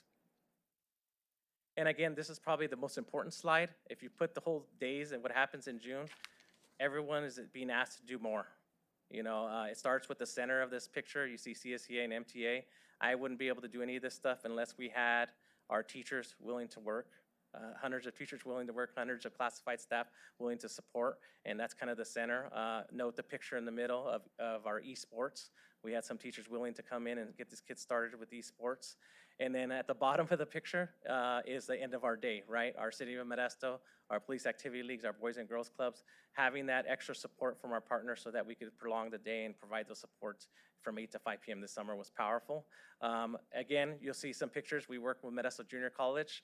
There's a Good Day Sacramento video of them playing drone soccer out on the campus, and working with Stanislaus County Office of Ed to provide those experiences. You saw some pictures of kids in Santa Cruz where they studied salmonids, and they were able to do a culminating activity and go to Santa Cruz and walk the beach and do some science experience. Really cool. And again, Foothill Horizons, we were able to send, do one-day trips throughout the summer to support kids and take them up there. So a lot of great things taking place. But again, none of this happens unless we all partner together and work together.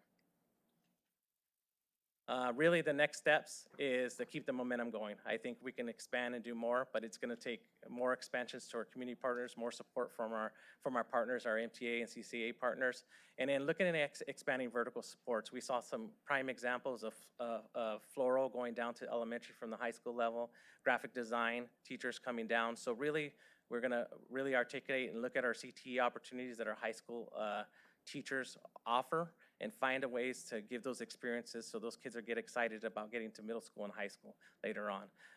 And then lastly, connection and engagement out of school time works. The more time kids are at school and they're connected, the better they do. So anything we can do to prolong the day to connect kids, whether it's our effort with sports, whether it's our effort through my department expanded learning, it works and it's cool. So we need to continue those efforts and continue to move forward. Again, there's a picture of the Santa Cruz trip of, I think those students are from Rob Road right there that had to go, and that's our expanded learning coordinator, Jerry Carino, that's there with them. At this point, if you have any questions, I'd be happy to answer them. Thank you very much, Tony. I'm gonna go out to the public. Is there any comments?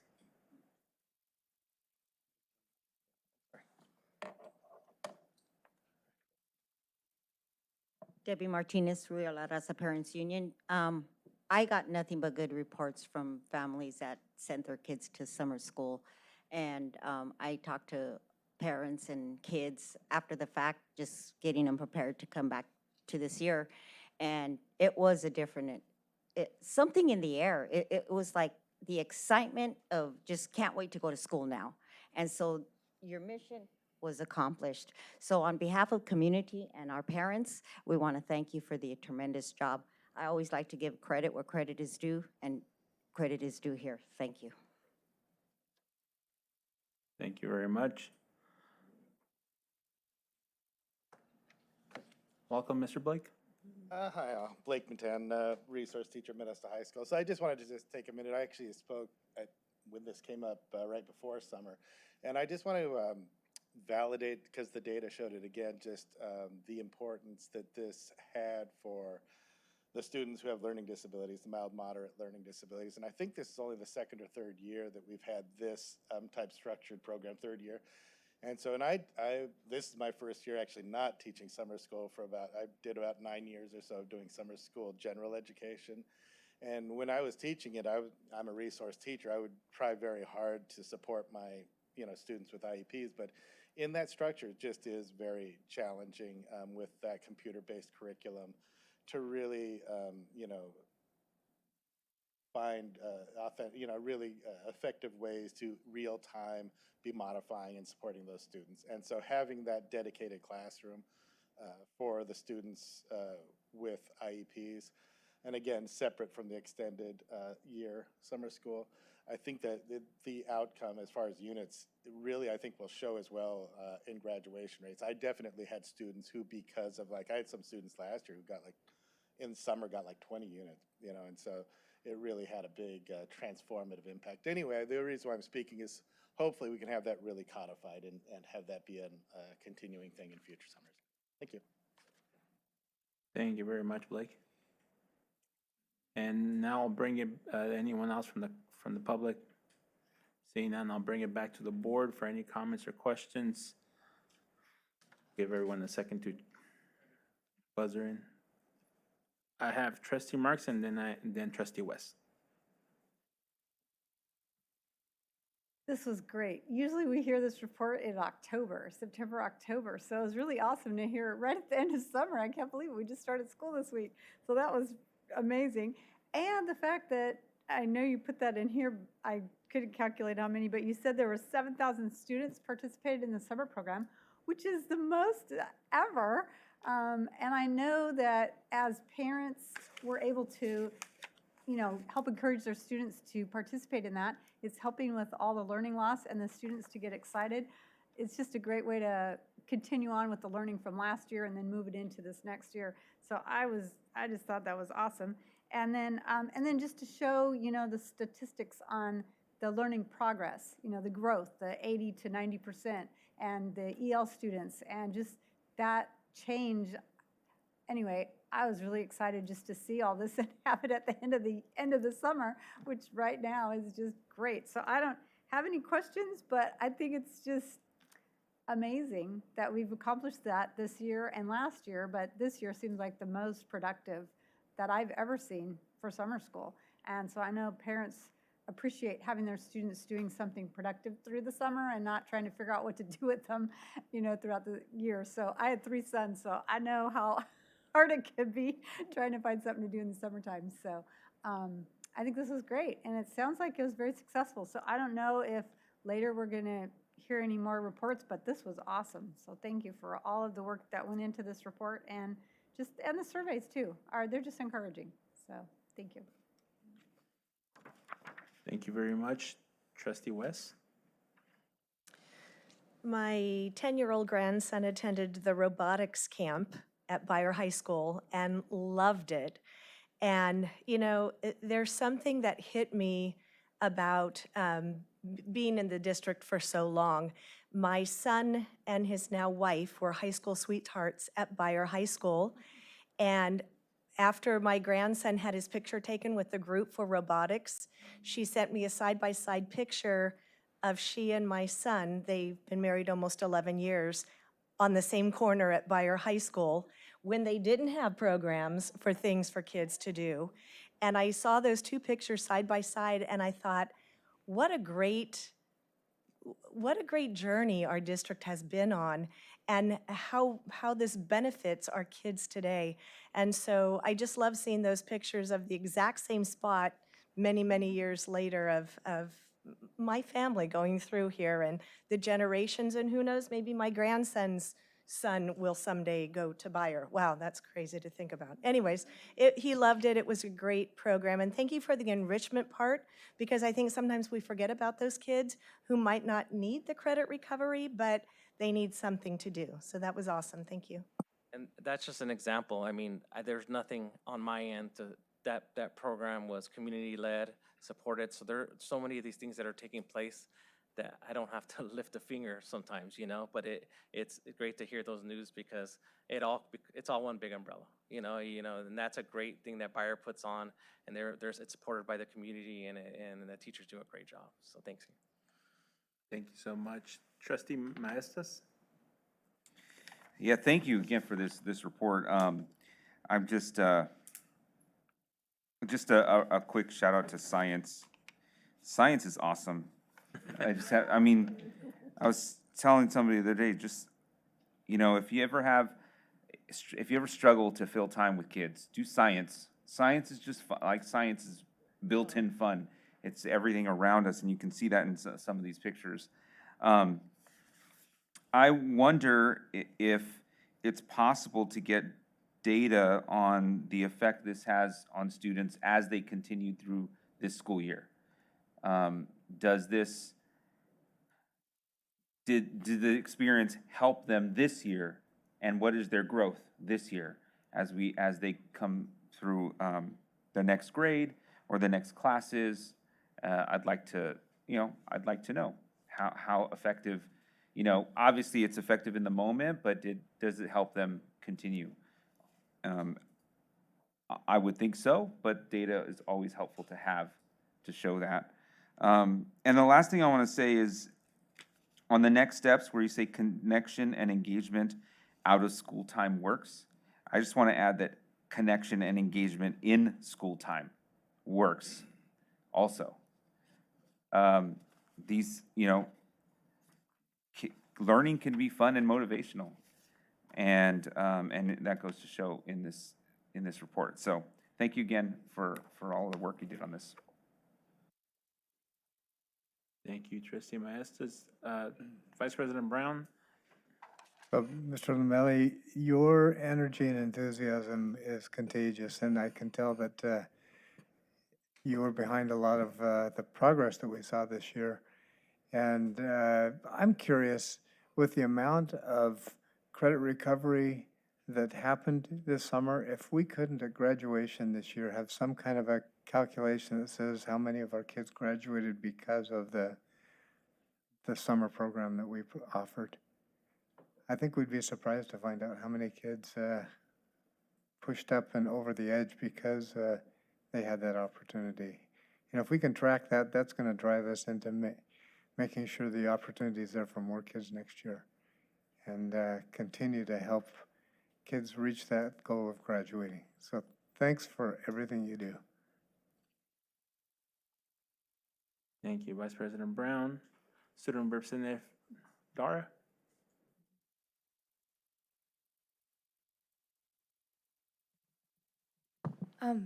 I would just like to say thank you to Mr. Lamelli for making this presentation.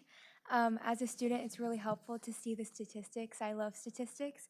And I think they're very useful in having, in seeing these numbers of how they affect my peers, how they affect myself, how these programs will help us and benefit us. And I think these numbers are a testament to that. And I think speaking from personal experience, we all had a difficult time with the COVID era.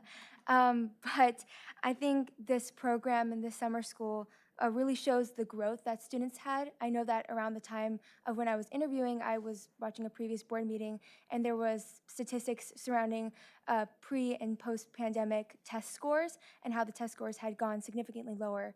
And I'd like to specifically highlight the elementary school academic programs that you had in the summer school and how 82% increase in ELA and 87% in math.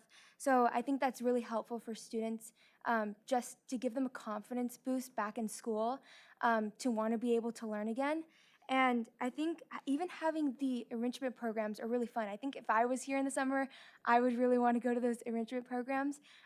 They just seem really fun. And even outside of just attaining credits, I think they're really good with having a good outsource with connecting with peers, and then also just having a good source to like relay any mental health issues that they may be having. It's just a good way to have another activity for them. And most importantly, I think the way that this was structured, having equitable access and it being so widespread, was a true testament. You can see that through the numbers. So I just want to say thank you. And I think this program has been showing that it's really good, and we should definitely continue it. Thank you, and I look forward to your input on some possible other enrichment activities we can bring. Thank you very much. Yeah, I just want to echo what everyone was saying. It's been great work from all your staff and yourself, and then the community. As you mentioned, it makes the process, and it gives it a different light, we have more opportunities when we engage with community, so that's very important. I mean, as a former student of Robertson Road, just seeing those kids, I remember the first time I got to see, I think the ocean, it might have been Monterey.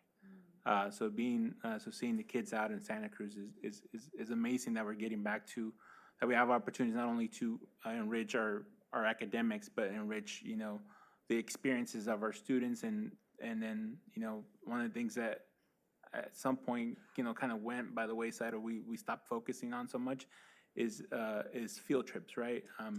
They were such a big thing that our students expected and aimed to be at the end of the school year. So it's great to see that we're having some of that in our summer schools. The culture enrichment part of student success is sometimes not as highlighted, and it should. So I appreciate all the work that you're all doing, and like we mentioned before, we hope that it increases and it grows, right? Because it's going to do a lot of help to our students. Thank you, and just to add on that, again, I keep asking, our staff at all these different departments, this is above and beyond, what they do in their jobs, and every department in our school district, every partner that we have, whether it's MTA, CCA, or our community partners, they've stepped up, and that's really the focal point here that I can't stress enough. Thank you so much. All right. Yes, of course, let's wrap it up.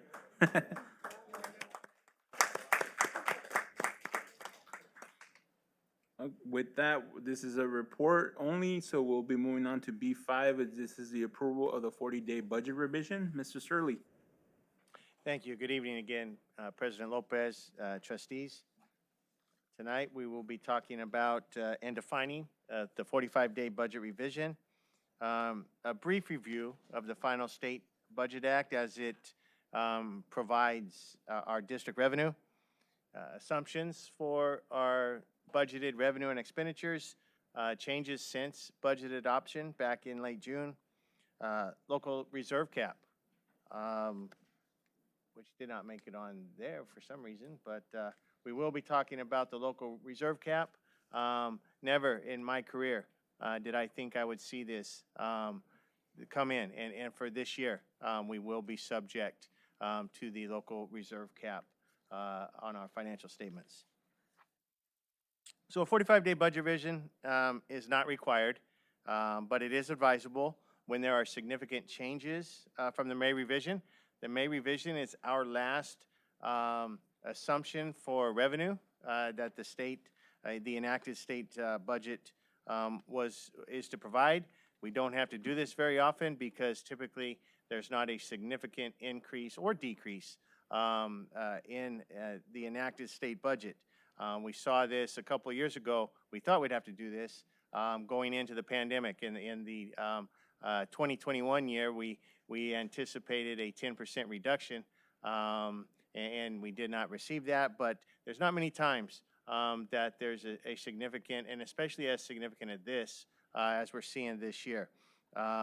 Just a brief definition: if budget revisions are made to reflect the State Budget Act, revisions must be made available for the public review within 45 days of enactment. The governor signed the Budget Act on June 27th, 2022, and the 45-day timeline ended August 11th, 2022. So if you're looking at your calendars, you're probably wondering, did we not meet the deadline? We're fine. We had a regularly scheduled board meeting tonight. We let the county office know that this would be the night that the board actually approves our 45-day budget revision, so we are fine there. And there is no SACS version report for the 45-day revision. First interim, second interim, unaudited actuals. You guys are used to seeing a 200-page report with a lot of numbers on it. We're not required to do that when we have a 45-day budget revision. The enacted state budget, as previously mentioned, is drastically different from the governor's May revision, and it did provide significant increases in the state revenue. We knew this was coming. We just didn't have it in writing. There wasn't an approved State Budget Act, so we couldn't include it in our adopted budget. Just the major changes are increase in our local control funding formula, 6.56% COLA, but also beyond the COLA. There was an additional 6.28%. They're calling it an additional LCFF investment. Just some things that in the wording of it is to address ongoing fiscal pressures, staffing shortages, and other operational needs. For many years, we've got used to seeing increases for pension relief as the pension for our teachers and our classified staff continue to grow on the employer side. Through the enactment of the state budget, we've been provided some relief. This year, it's not there, but there is this additional local control funding formula investment of 6.28% that will help offset the pressure increases that we see on a regular basis. And really most exciting to us is a one-time attendance yield adjustment factor that mitigates against average daily attendance losses last year due to COVID-19. As you've heard our superintendent say many times, the number of student absences we had last year were sometimes alarming for educational purposes, but also for revenue generating purposes. Because if the students aren't there, we don't generate attendance. This year, there is an adjustment factor applied to last year's average daily attendance that maintains our same attendance rate as the prior year, pre-COVID. And what that means is, let's say we typically run at 96% attendance rate. That's what we're funded at. Last year, it may have dipped at times into the 70s or 60s, depending on whether we had, there was a large wave of COVID at the time and students were absent.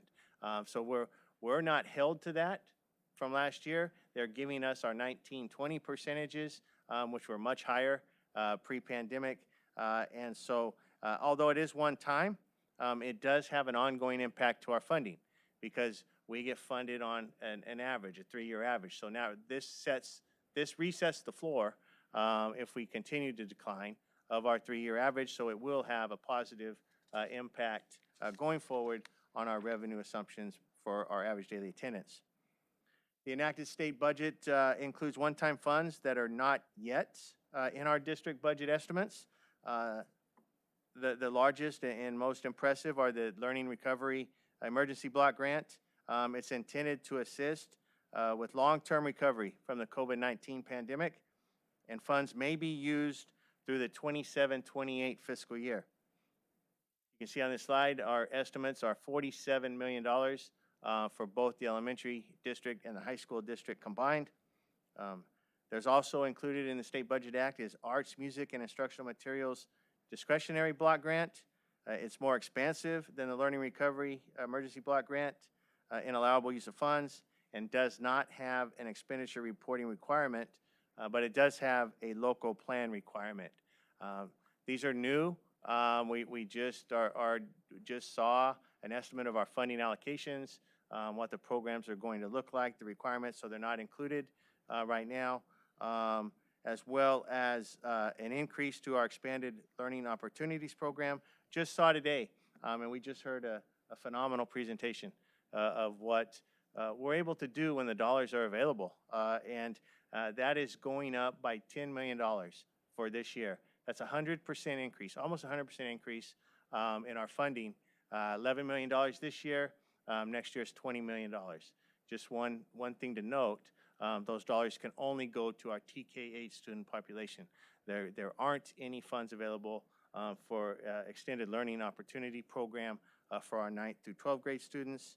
And also for the first time in my career, and probably many of you have ever seen, is a home to school transportation reimbursement. We're still trying to figure out what that means. We don't know yet what that will look like financially for us, but as soon as we know, we'll include that in a future interim budget report. Revenue assumptions, the prior percentages that I gave you generated a little more than $31 million. So I would say that's significant increase from late June to now.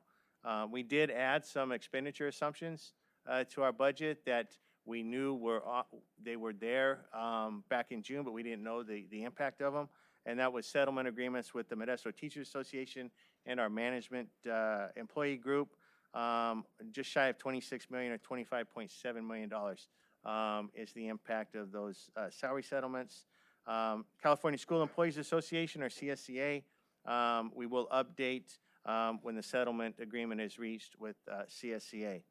Right now, we have a $5.6 million increase to our projected ending fund balance. I just want to talk about local reserve cap. We didn't get the right presentation here, but the conditions required to activate the local reserve cap were met in the 21-22 last year, school year, which means it goes into effect based on statute the next year, 22-23. The threshold percentages and how they're applied are very confusing, but the cap is a function of Proposition 2 passed in 2014. And the statute related to State Proposition 98 reserve. The reserve cap for our district, a district our size, is 10% of the combined assigned and unassigned reserves. There will be three options for us to consider as we move forward this fiscal year. One is spend down the reserves. Two would be to seek a temporary waiver from the county superintendent of schools that calls for extraordinary fiscal circumstances. I don't believe we have those. And three, which appears to be the most viable option under the statute, is to reclassify any unassigned or assigned components of the fund balance to the committed or restricted category of the fund balance. We'll discuss all options with the Budget Advisory Committee and bring an option to the board at a subsequent reporting period. For now, our SACS report, our multi-year projection form, takes into consideration both assigned and unassigned balances into account. So our adopted budget meets the statute requirements right now.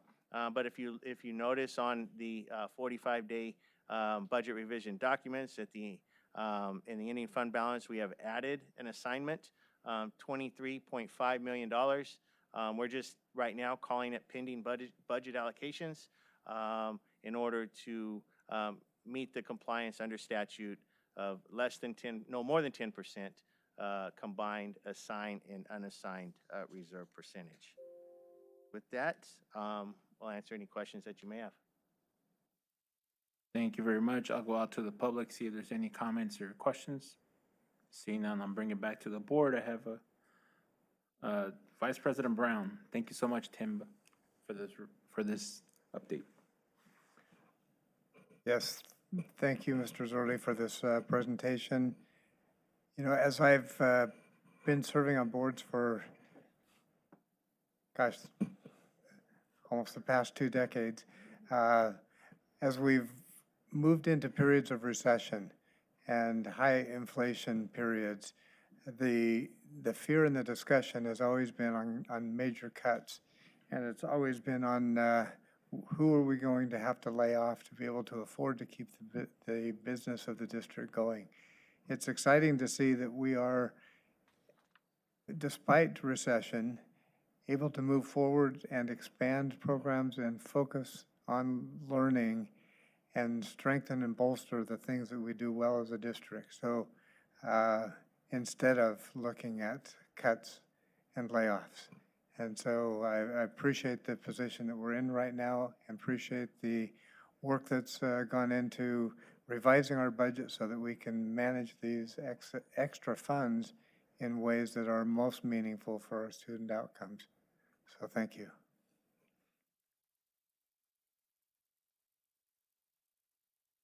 Thank you very much. Is there any other questions or comments? Hearing none, do I hear a motion to approve the 40-day budget revision? Moved by Vice President Brown, seconded by Trustee Mejia.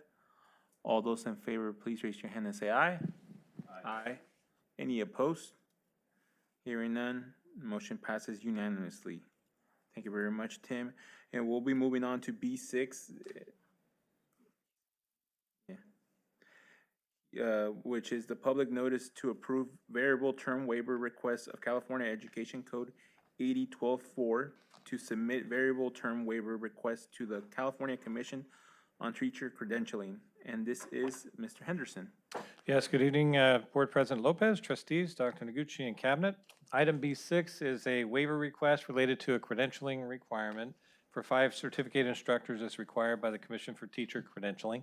In this case, it applies to certificated teachers who previously held a short-term staff permit or a provisional intern permit, but were unable to enroll in an intern program or have not yet completed all the requirements in order to apply for their preliminary credentials yet. In some cases, they may have been unable to take some of the required tests or courses due to the impact of COVID on the serving agencies.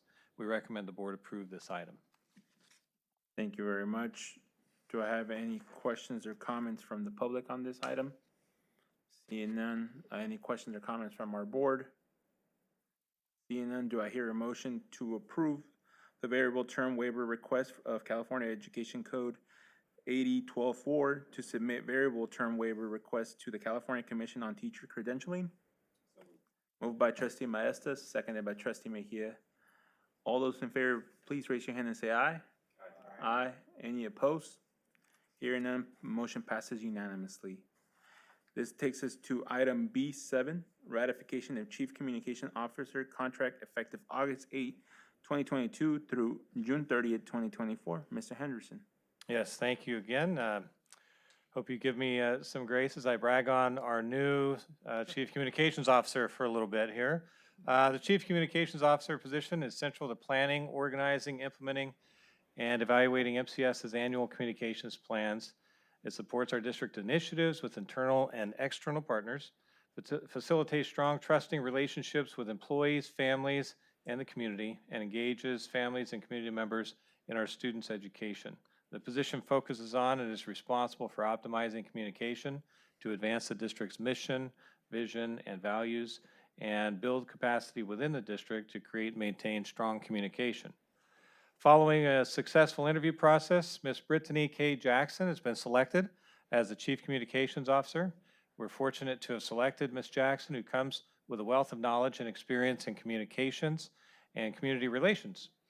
As Dr. Noguchi said at the outset of her comments at the beginning of the board meeting, her formal education includes a bachelor's degree in journalism with a public relations concentration and minor in political science from Howard University, and a master's degree in public administration with an urban planning concentration from CSU Northridge. She has served as a congressional communications intern on Capitol Hill, and has worked for the County of Los Angeles Department of Public Social Services, where she created an award-winning broadcast channel for its employees. Ms. Jackson most recently served as the Public Information Officer for the Vallejo Police Department before coming to MCS. In Vallejo, part of her responsibilities included community organization efforts through the Operation Peace Community Task Force. As a cabinet-level position, an individual contract is presented to the board for approval. Government Code Section 54953 states in pertinent part, prior to taking final action, the legislative body shall orally report a summary of a recommendation for a final action on the salary schedules, or compensation paid in the form of fringe benefits of a local agency executive as defined in subdivision D of section 3511.1 during the open meeting in which the final action is to be taken, end quote. Ah. We'll get to that. The following is a required verbal summary of the employment agreement, or else I'm sure we'd entertain that early. The agreement's from August 8th, 2022 to June 30th, 2024. The annual salary is $165,223 for the current year of 209 responsibility days, which includes 9 holidays, and $180,243 for the subsequent year, comprising 222 responsibility days plus 10 holidays. And Ms. Jackson is afforded the advanced degree stipend, health and welfare benefits, including 12 days of sick leave consistent with other classified administrators and management employees. The agreement also provides for payment of either Association of California School Administrators membership dues or the equivalent, which is in the industry of communications in terms of professional organizations, as well as other professional organizations as deemed appropriate by the superintendent, not to exceed $1,200 per year, and the provision of up to $10,000 for the purpose of relocation expenses. As this is a replacement of an existing position due to vacancy, there's no fiscal increase in ongoing costs for the Chief Communication Officer position. Thank you in advance for allowing the time to explain all that. It is the recommendation that the board approve the ratification of the Chief Communications Officer contract for Ms. Brittany K. Jackson effective August 8th, 2022 through June 30th, 2024. It's my pleasure to ask the board for approval. So moved again. I appreciate it, but we first have to go out to the public.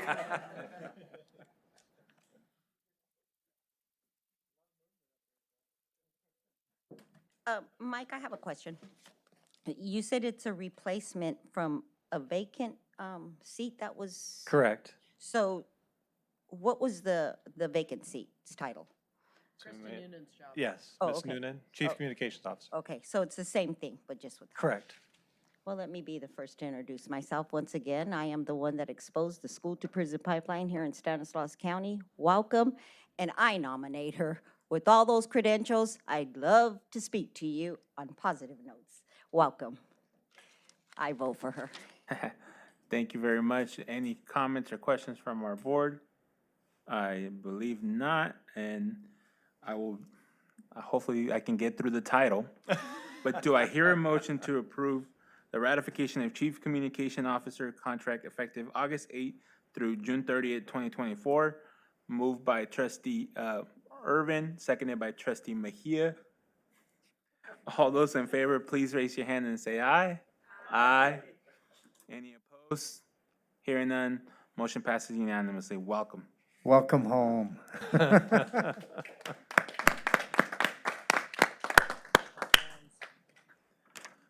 With that, we move on to B8, our final item for the night, and this is approval of the inclusion of one-time payments as part of 2022-2023 Cabinet Compensation Package. Mr. Henderson.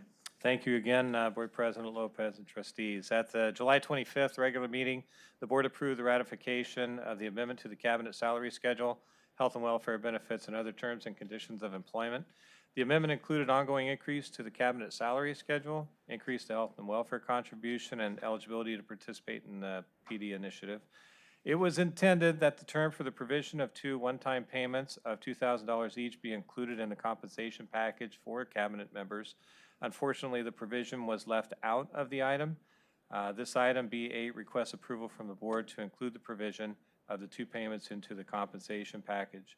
The payment schedule and conditions of the spring payment are described in the agenda item. Also listed in the item are the members of the superintendent's cabinet to whom this item applies. The inclusion of the one-time payments is consistent with the same provision agreed upon for non-cabinet level managers and in the superintendent's contract renewal. It's recommended that the board approve this item. Thank you very much. Go out to public. Any comments? Hearing none.